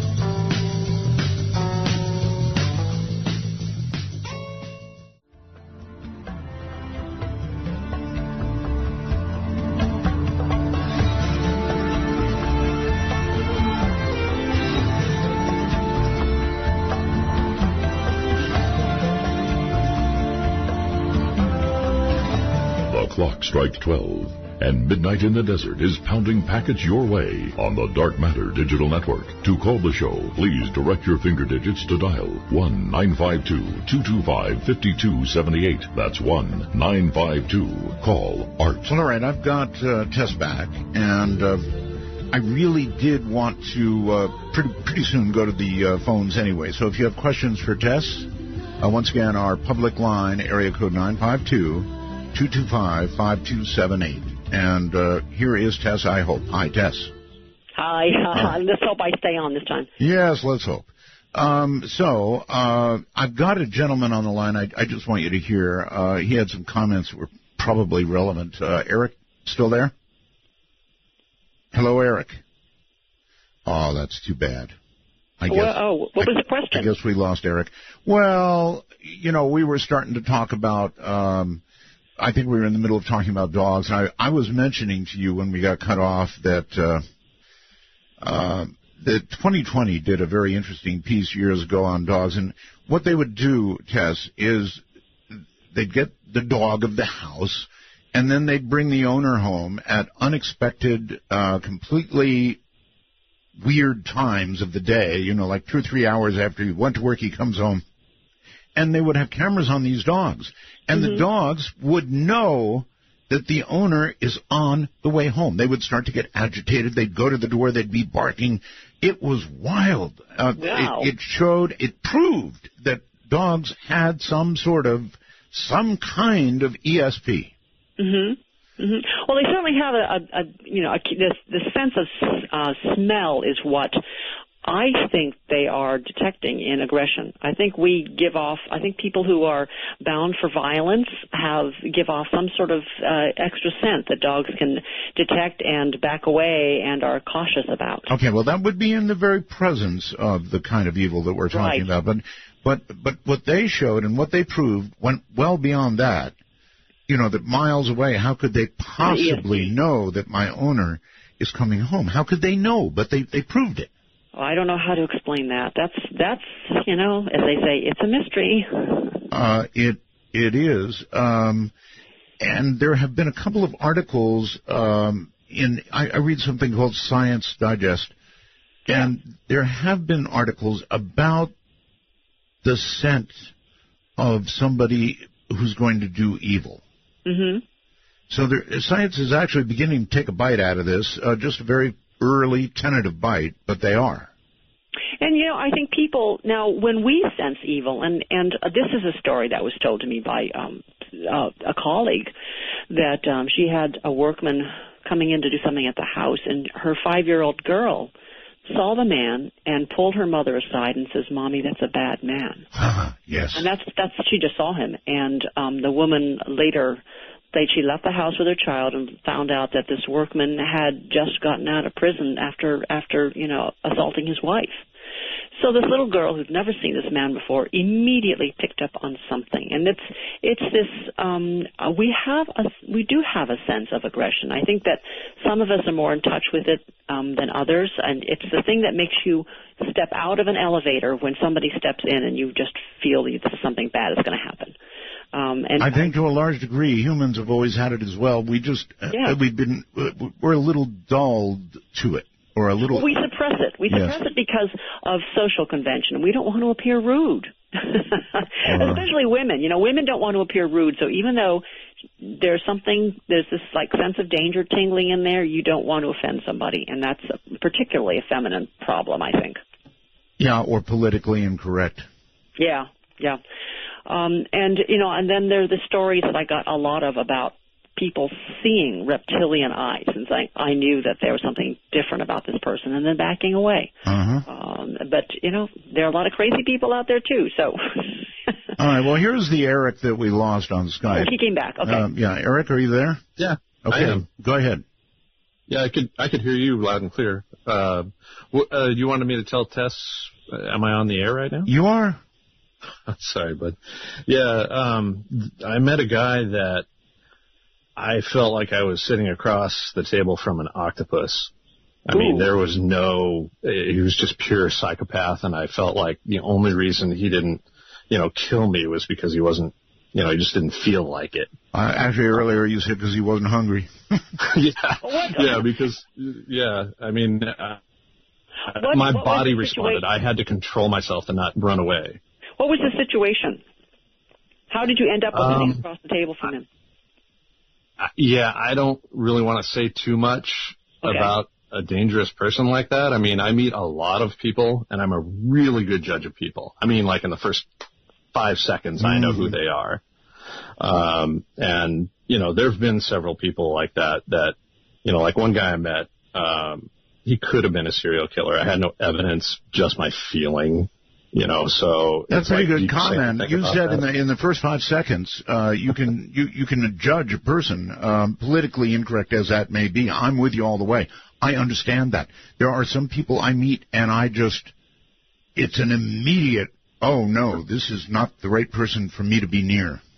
Right. Well, that's a gift. It really is a gift if assuming that you are detecting something and that you're not, layering that over with any preconceptions. Right. But, I've always loved art's, scientific approach to things, and so I try and take that same approach myself. And it's a gift and a curse. I at times don't like seeing that deeply into people. People are human. What are you looking at? Is it their eyes or their face? Can you identify what exactly is setting this off? No, I can't. Call it. For me, it's a mixture of psychic ability, micro expressions on the person's face, the way their face is set. You can tell if a person is a happy person in general or, a mean person. It's how they speak. It's in their eyes, in their stance. And it's in something you just cannot describe. You said it yourself, a little bit psychic, right? Oh, yeah. Yeah, sometimes it's just either psychic or chemical or whatever, but you just know. Mm-hmm. I don't know if I would say psychic, but I think that humans have an amazing ability, like you said, to read micro expressions. That we detect so much more than we're conscious of, and that's really what instinct is. All right, well, instinct. You want to call it instinct? Eric, thank you for the call. How about this example, Tess? You're out in the woods, right? Mm-hmm. And you're a hunter, and you've got a high-powered rifle, 30-06, and you've got it trained on a buck out there. Okay. And you're just about ready to pull the trigger, and instantly, somehow, that buck raises his head up, is alerted, and starts to run away. Well, it's too late, of course. The 30-06 finds him very quickly, and he's dead. But There was something that animal sensed just before the bullet hit the bone. Mm-hmm. Scent, maybe your scent traveled on the wind, or maybe you made some sound you weren't aware of. Maybe. Well, I mean, there are people. There's also a study that said people can you sense when somebody's staring at you? Can you feel that? Yes. And they've done that study, and it turned out people cannot. They think they can, but they haven't disagree. Been able to I disagree. That. I disagrry. Absolutely disagree. You can't. Yeah, well, the one study I've seen showed that people, weren't able to distinguish when somebody was staring and when somebody was not. Okay. You want to take a few calls? Yeah, let's do it. All right, good. Colorado Springs. Hello there. You're on the air with Tess. Hi, Art. This is Kevin. And just to follow up what you're saying, I'm blind. I felt that expression of someone staring at me before I became blind. I felt it when I'm blind. And also, talk to any victim of child abuse. They have a term called hypervigilance. Yeah. And children, that sometimes goes into adulthood. And I've gotten the same sense over people. I worked as a medic. I'll follow up one other thing by saying Art's exactly right about the full moon effect. Yeah. And talk to anybody in that field of work, and they will tell you. I've seen the studies that say it doesn't exist. Oh, nonsense. I'm here to tell you, yeah. Yeah, nonsense. All right, caller, thank you. Yeah, we were talking about that. I was a medic in the Air Force. Tess, still there? Yeah, I'm still here. I was a medic in the Air Force, Tess, and I guarantee you, I don't know if it was a full moon or what, but generally around full moons, we had an awful lot more. We had full waiting rooms of people in the emergency room, and you were a doctor. I don't know if you did that kind of work or not. Yeah, I mean, that was something that we commented on sometimes it felt like it was a full moon because the ER was busy or crazy things happened on the full moon. I don't know whether anybody's actually done. I seem to remember there was somebody who tallied ER visits with the cycles of the moon and could not find anything. I just don't believe it. I don't believe it. Anybody who works with... I'm sorry to bring you down on this stuff, but... Yeah, no, that's all right. That's right. All right. It's the police, too. I'm sure there's some cops out there. That's right. Absolutely. I know that... This is a long-term belief among emergency workers that the full moon affects people, but I haven't found any studies that say that's absolutely true. Well, I'm not going to even say the full moon. I'm just going to say it goes in cycles. Yeah. All right. Stephen. I will say it's weather-related. Stephen, hello. You're on the air with Tess Gerritsen. Hey, Art. Long-time fan, long-time listener. Glad you're back on the air. Thank you. I just wanted to say, being a former military soldier, I disagree completely with you can't sense when somebody's watching you. I mean, we're trained to look for that and know that.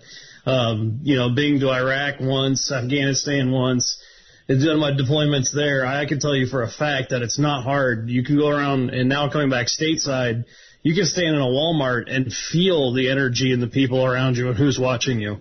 Even to the point where you can actually pick out and feel the security cameras. If somebody's actually watching and monitoring the security camera, you can know when it's actually on you. It is definitely a hypervigilance. I don't know if it's a disorder or just an unlocking of the brain. But you can there definitely needs to be studies on it. I would say, honestly, make a bunch of friends with a bunch of veterans or hang out at a VA hospital. I mean, you can do your own study there and get all kinds of numbers. Yeah, I think there should be more studies. It's just that the one I have seen has said that when maybe these were college students who were totally unstressed, so they didn't have that hypervigilant aspect that you're talking about. So I don't even know how you would. You never crammed for a final. It all almost sounds, when you talk about hypervigilance, it almost sounds as if you're talking about, stress, the post-traumatic stress disorder or something, I would say it would be the same effect, basically, that, like Art was saying earlier about deer hunting. It's the fight or flight instinct. I mean, you unlock that part of your brain, and everybody can have it. I think it's a very primitive part of our brain that somehow we've forgotten how to use. Right. Yeah. We've all had, and it's all there. It's always there. It's just we've forgotten how to use it. Everybody's gotten more, commonplace now, and they just. I think that's why people, get into accidents and they say that they weren't paying attention or didn't see it came out of nowhere. And I think honestly it's one of those because they're just not aware of their surroundings anymore. They can't feel the energies or the vibes that people are putting out around them. Kind of like if you walk too close to a TV, you can feel the static and the energy actually coming off of a TV. I think it's the same way with people. Yeah. Oh, we need to do this study. We need to get some veterans together and see if they can tell when they're being stared at. Oh, yeah, definitely. Go down to your local VA. I mean, heck, just sit there. I mean, you can actually sit in a VA hospital and just feel it and watch it. You'll see all the veterans. They'll be able to tell you who walked in a door that you may not even notice that was there. And they'll be able to tell you what color shirt they're wearing, how tall they are, how they were acting, the mannerisms, the whole 9 yards, just sitting there. Okay. Yeah, Thank you very much for the call. People will say, it's anecdotal, but it's more than that. There's something real about it. I say, Tess, something real about it. So. Well, I'm open to numbers. I would love to see some numbers on that. You are a scientist, aren't you? How did you write this book? Again, I wonder how you wrote this book. With your belief system, how did those words get formed? I'm open to alternative thought.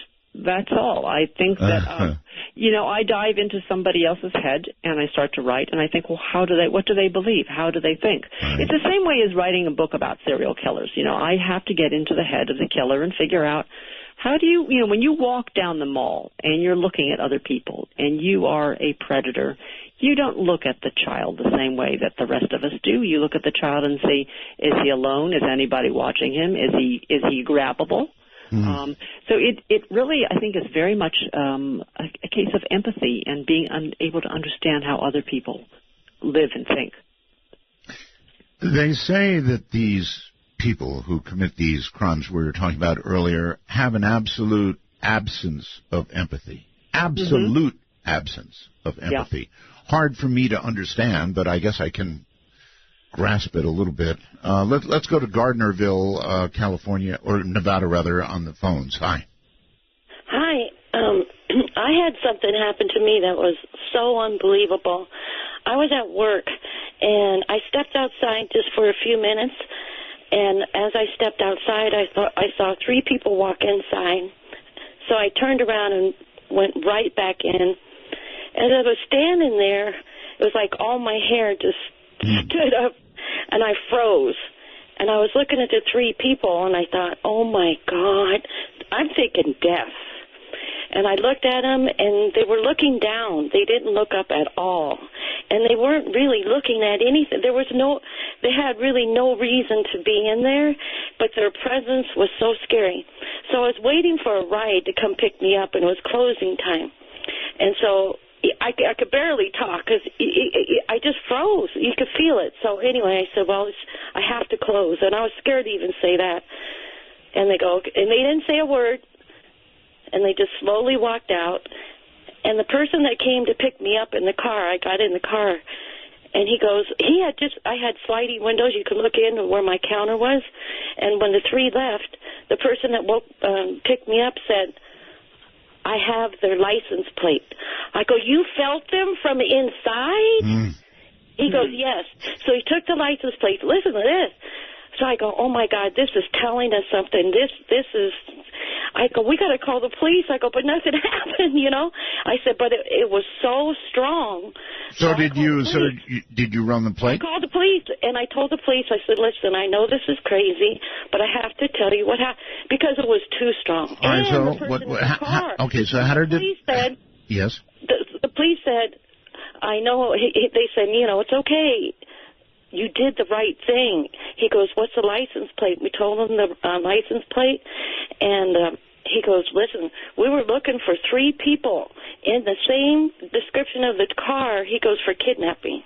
Ooh. Yes, well, so there you have it. You read something. You read something in there in those people. That's right. Yeah. That's right. So there is something, Tess. There's something. Oh, there is something. I just feel that it's going to be chemical or physical. And I think that what we consider ESP is actually that we are processing and sensing things that we're not even conscious of. All right. Yeah, you got to deal with your skeptic on the other end. No.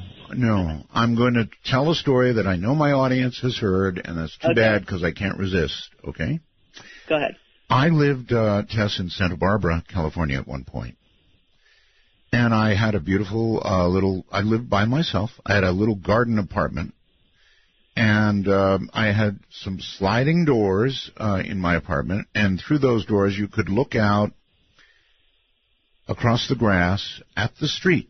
And I would park my car, and you were allowed to, on the street, right? And literally in front of those sliding glass doors. And then I had the curtains closed. So I wasn't always looking out and allowing people to look in. I had the curtains closed. And I came home one day, Tess, this is, I swear to God, the truth. Or I swear to anybody you think is important, that it's the truth. I sat down to watch TV. I was watching the evening news. I even say the newscaster. It was so long ago, and it would date me. And something came washing over me, Tess, like waves hitting me. Somebody saying, your car's going to get hit.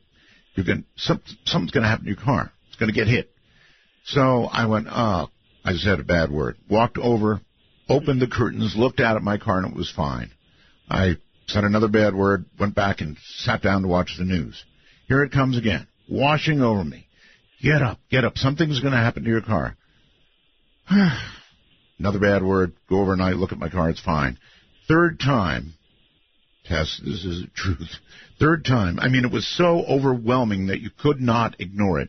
Finally, I went over, opened my curtains, slid the door open, watched as a guy walked down the path next to my apartment, which went down to the street. He got in the car in front of mine, started the engine, put it in reverse, and hit my car.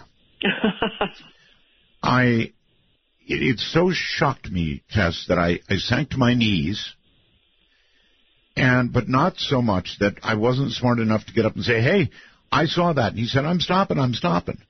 But, yeah. The point is, what was that? That is one of those unexplained mysteries. Does this happen to you often? I mean, I'm just No. That was the only instance of that ever happening to me. But it could not be ignored. It was not a subtle little something. This was, here it comes. It's about to happen. And it just kept coming and coming and coming like ocean waves crashing over me until I went over there and watched what I saw. Mm-hmm. Well, that's one of those instances where I can just say I have no idea how that happened. And isn't it wonderful that we still have these unexplained mysteries? Yes, it's wonderful, I guess, that we have them, but it's indicative of something beyond. Something beyond what yes. Well, you know what? As a doctor, I saw a lot of things I could not explain. When I was working in the hospital, I had a patient who was getting ready. He was recovered. He was about to be discharged the next day. Yes. And he suddenly collapsed and died in his room. And his family, which was out shopping that day, suddenly came rushing back into hospital. Nobody had called them. They were not alerted to it. They just knew in the middle of their shopping trip that Dad had died. Well, and, they came running back in, and I remember all of us thinking, "Oh my, how did this work?" So I have seen that. Certainly, I was practicing in Honolulu at the time, where people believe in ghosts there. Yes, they do believe in ghosts. And I was working in a hospital where there was one room that was considered haunted, and we tried not to put patients in there because every time we did, they would wake up screaming to get that person out of their room. So these are the mysteries that keep me wanting to find a ghost, to see a ghost, that keep me thinking, I think I'm scientific, but I'm open to other possibilities. What kind of physician were you? Internal medicine. So we had a lot of patients die, and we were talking about, heart attacks and cancer and people who are sick, older people. Right. Did you have any instance of anybody who flatlined and came back? No, I've never had anybody with a near-death experience. Unfortunately, when they flatlined, they were pretty much that was dead. It. Mm-hmm. Yeah, I have not talked to anybody with an NDE. I know that's something that you've discussed on your show. Oh yes. Before. Sure. But my things I remember have always been about ghosts, about people who seem to sense that a loved one was in trouble and would come running back into the hospital. Right. We had one of our nurses was a nun, and she always knew when somebody would die. I mean, it was weird. You would knew it because she would go in and she'd bless them, and then within a day they'd be dead. She just knew. It was like that cat that used to, Oh, you know about the cat? Make the rounds. Oh yeah, I know about the cat. The cat that would make the rounds, and the cat knew who would die next. Yes. Scott on Skype, you're on the air. Yeah, hi Art. Hi. Hi Tess. When Tess was telling of her adventures in the courtroom dealing with the Hollywood types, my mind went back to the 1997 film with Al Pacino and Keanu Reeves, The Devil's Advocate. Yeah, I remember that. And if you haven't seen it, you should watch it. I won't spoil the plot, but watch it and see if what was depicted doesn't resonate in terms of evil influences in big business and in the legal world. Yeah, well, corporations are considered an organism as well, aren't they? Yeah. They will do everything to protect themselves. Yeah, and one of the speeches that Al Pacino gives as head of this international law firm, somebody asked, why the law as this evil character? He said, well, the law reaches into everything. Business, finance, entertainment. Everywhere. And on and on and on. And I'm telling you, if you haven't seen it, it's on cable every now and again. Watch it, because I think it will resonate with you. I agree. It was a great film. You know it, right? Yes, I do. And that was my one and only experience with the legal system, and it was very disheartening. It only takes one. I'm sorry to say.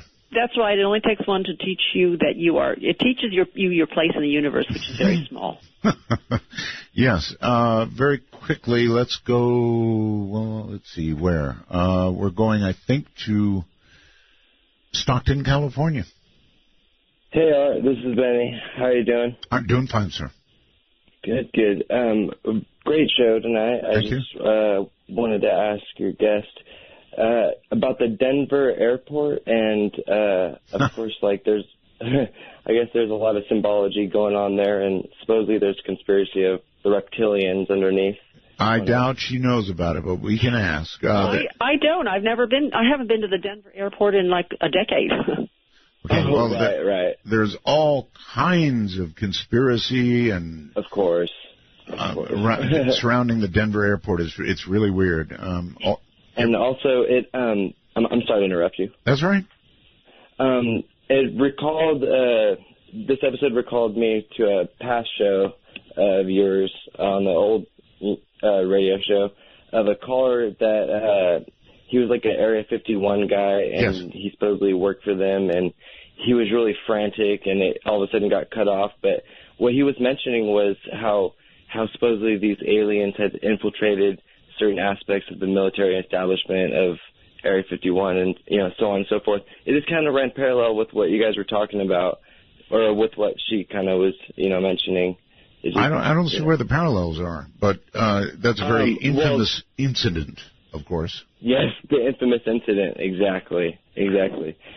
Well, I just saw it as the reptilians, if they were, hidden, human / like aliens, and maybe they had something that, I don't know. They'd be everywhere. They would have infiltrated the legal system as well as the military. So Well, I mean, a lot of this is no weirder than what you wrote about with the Nephilim. This is true. It's not. It certainly opens up this shadowy world. I mean, if you believe in this, then you see them everywhere. Well, I don't know about everywhere, but yes. Well, wherever power is, it's all about power. What are you going to write about next? I'm actually writing about the symbolism of saints who have died. Really? Martyred saints. I was in Italy, and I was looking at a lot of museum paintings. And my goodness, Tess. Yes. The writing you do with the belief system, you got it. My goodness. Hold on, we're at a break point. We'll be back. Tess Gerritsen is my guest, and if you want to join us, you know how.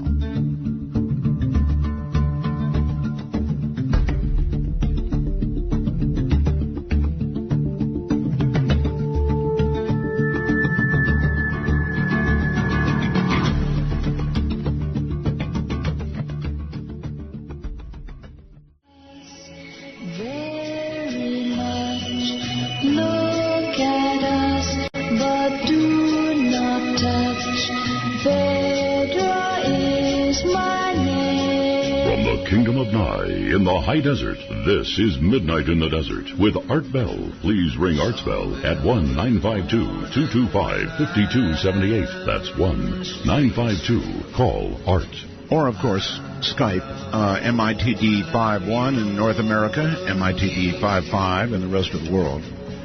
My guest is Tess Gerritsen, and it's so interesting that Tess writes about things that she's only sort of flirting with as a possibility in real life, and yet obviously finds them intriguing, huh, Tess?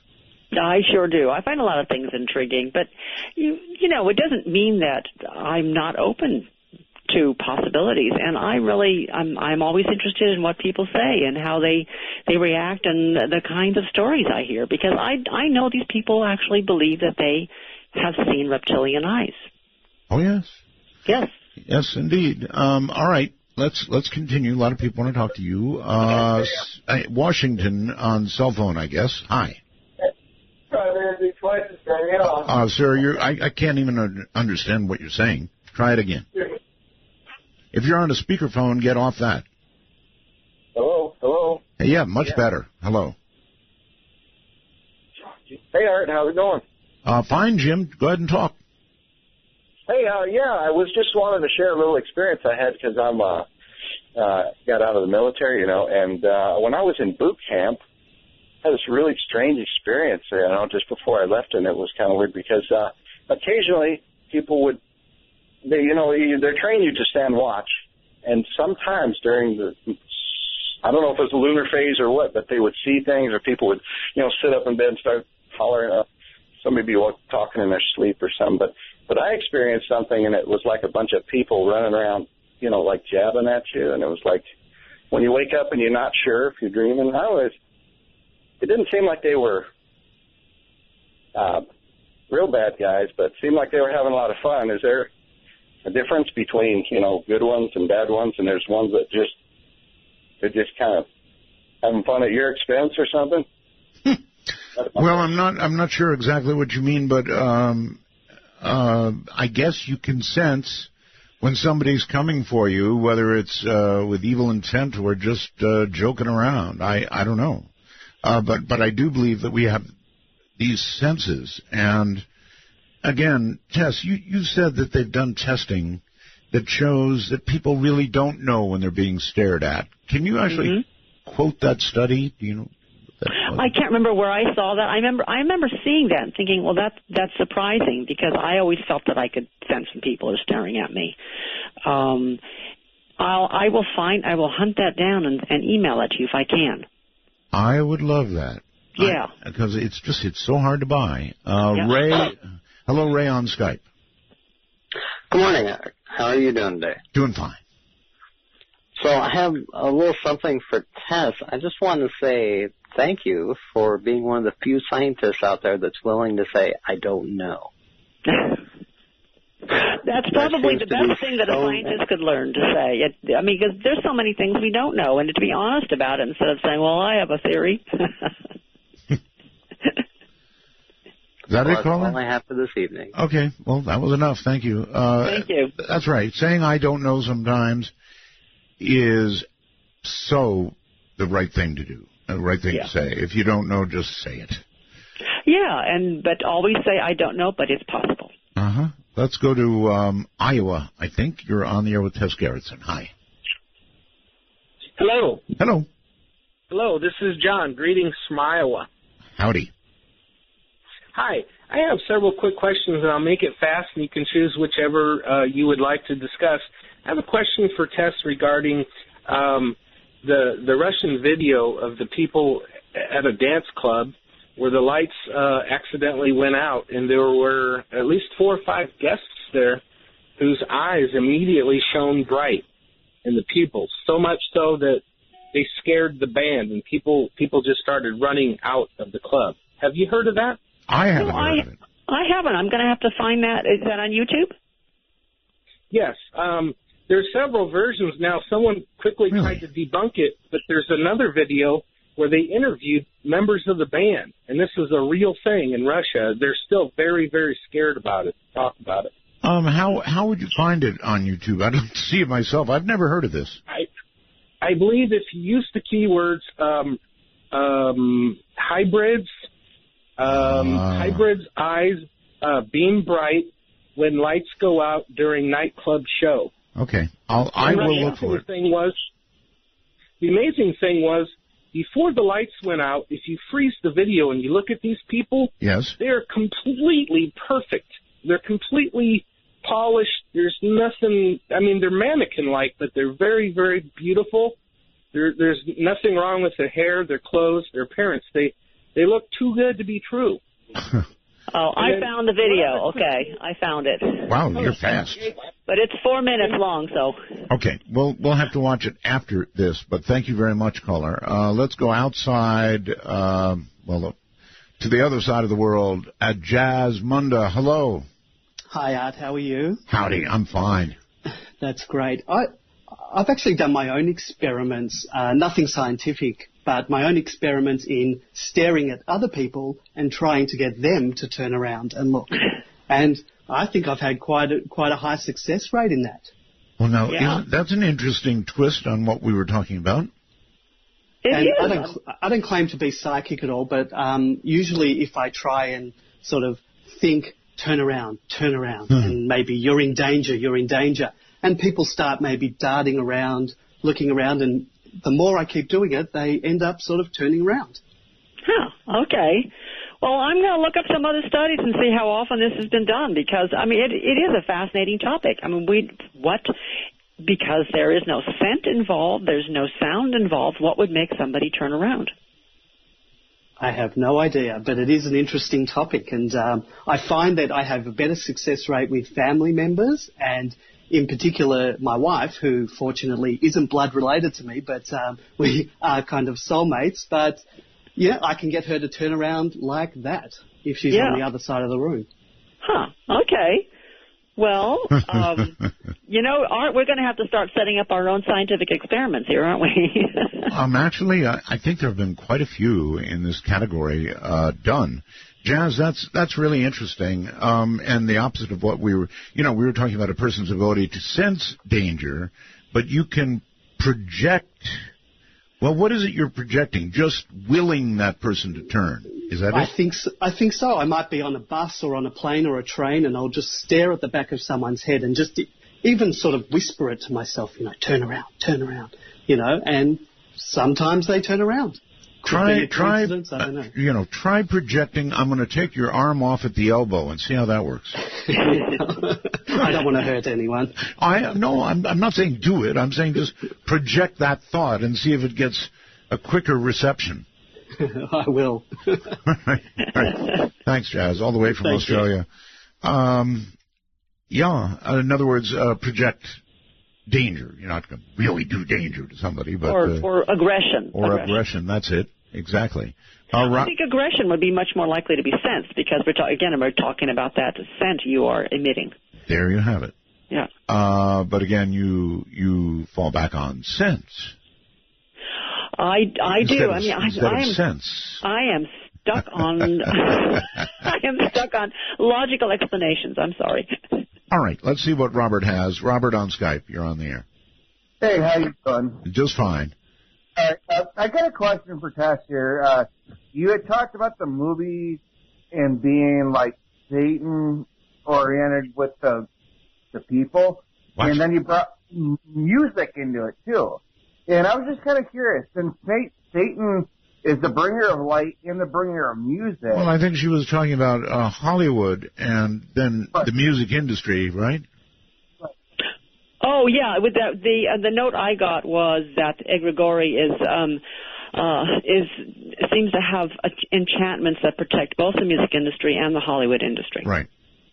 So anybody trying to like break into either movies or music with good intention, does that mean that you have to subjugate yourself to something you don't believe in? Good question. Good question. Tess? I don't know the answer to that. I'm sure there are people who break in because of sheer talent, and they don't have to subjugate themselves this way. But, you know, in a way, going to Hollywood and getting into the system, you are giving up so much of yourself. You are giving up. And so, Tess, what kind of deal did you make for the bestsellers? Oh, you don't know who I've slept with, Art. No, I don't. No, I don't. Phantom, hello. Hi, Art. Hi. Calling from my laptop. Do I sound all right? You sound fine. Where are you? I'm in Utah. My name is Josh. I keep forgetting to ask people where they are. Go ahead. I chat with the folks on SorceryNet IRC in the Art Bell channel. Ooh. I have a question for your author. Yes. Regarding the lawsuits and how the lawyers are always winning. Doesn't that seem kind of odd? And what kind of an effect does that have on your creativity, knowing that you're going to always lose the battle? Well, that is a good question, actually. Does that affect your creativity, Tess? No, it doesn't. I just assume that whatever I write, I have control over it as it is in print. But once somebody in Hollywood picks it up, who knows who picks up what book?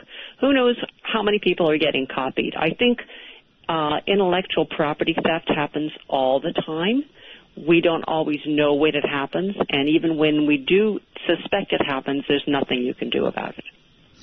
So I guess a follow-up question would be, does that ever affect how you would write a sequel to your first books?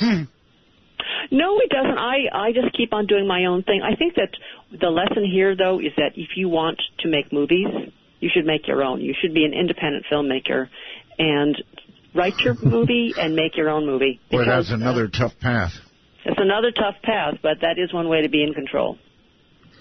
All right. Well, thank you, Art. Right. I'll hop off and let you answer another call. Take care. One thing that I think would be very difficult, Tess, would be writing a book, having it purchased by a motion picture company, and then being an advisor on the movie, and watch your book get decimated.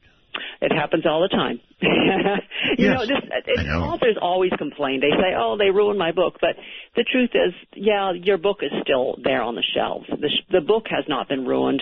Hollywood may have just made a shoddy reproduction of it. Once it gets into the hands of Hollywood producers, they want to be in control. And unless you're J.K. Rowling, who can exert that control, you've really lost it. All right, let's go to just over the hill in Las Vegas, Nevada. Hi.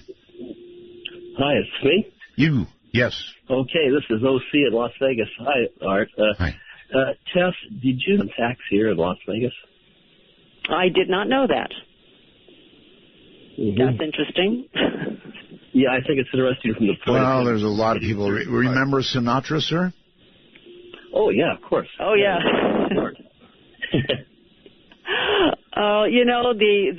The corridors of power are filled with evil people, I guess is all I can say. Yes, they are. So are you going to continue to write, Tess? Is that where your career now is firmly planted?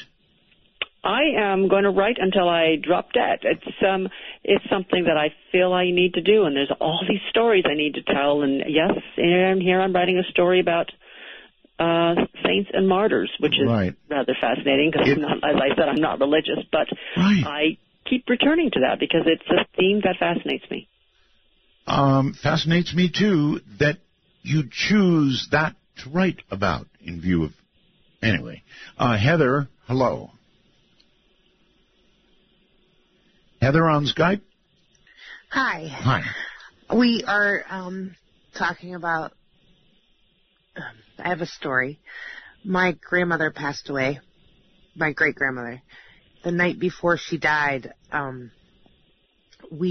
was sitting in the hospital with her. Yes. She was 98, and at that point she could barely talk. Right.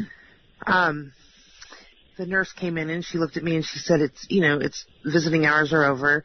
And I said, well, I don't want to leave her. I said, she's not going to make it through the night. And the nurse says, honey, she's fine. Her vitals are fine. She's good. She's going to be okay. Mm-hmm. And at that point, I walked over to my grandmother and I looked at her and she looked at me and she says, honey, I'm going to be okay. So I'm listening to your stories tonight and I'm listening to, how people, the stories, and I was thinking about that, and I was thinking that finish your story. What happened?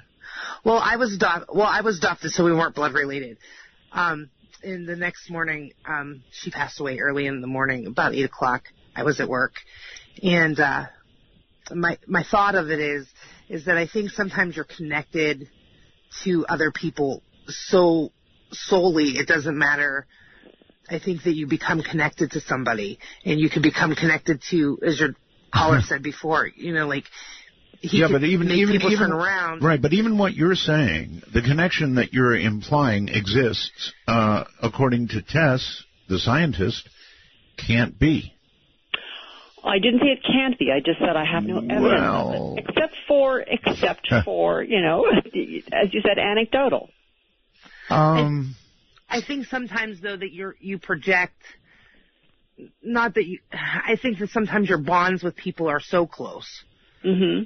And I think certain people can feel that, those bonds with other people. I don't think that, I don't think it can't happen. Caller, I know, of course, exactly what you're saying, but again, Tess will regard it as anecdotal. And as a scientist, she would have to have some kind of, great study. Great study that would conclusively prove, statistically beyond any shadow of a doubt, that kind of thing happened. Right?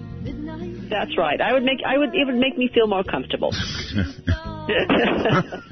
Art, we could argue about this for years, and I'll still want my numbers, and you'll still say anecdotal. I know. Well, that's why I've been on the air for years, Tess.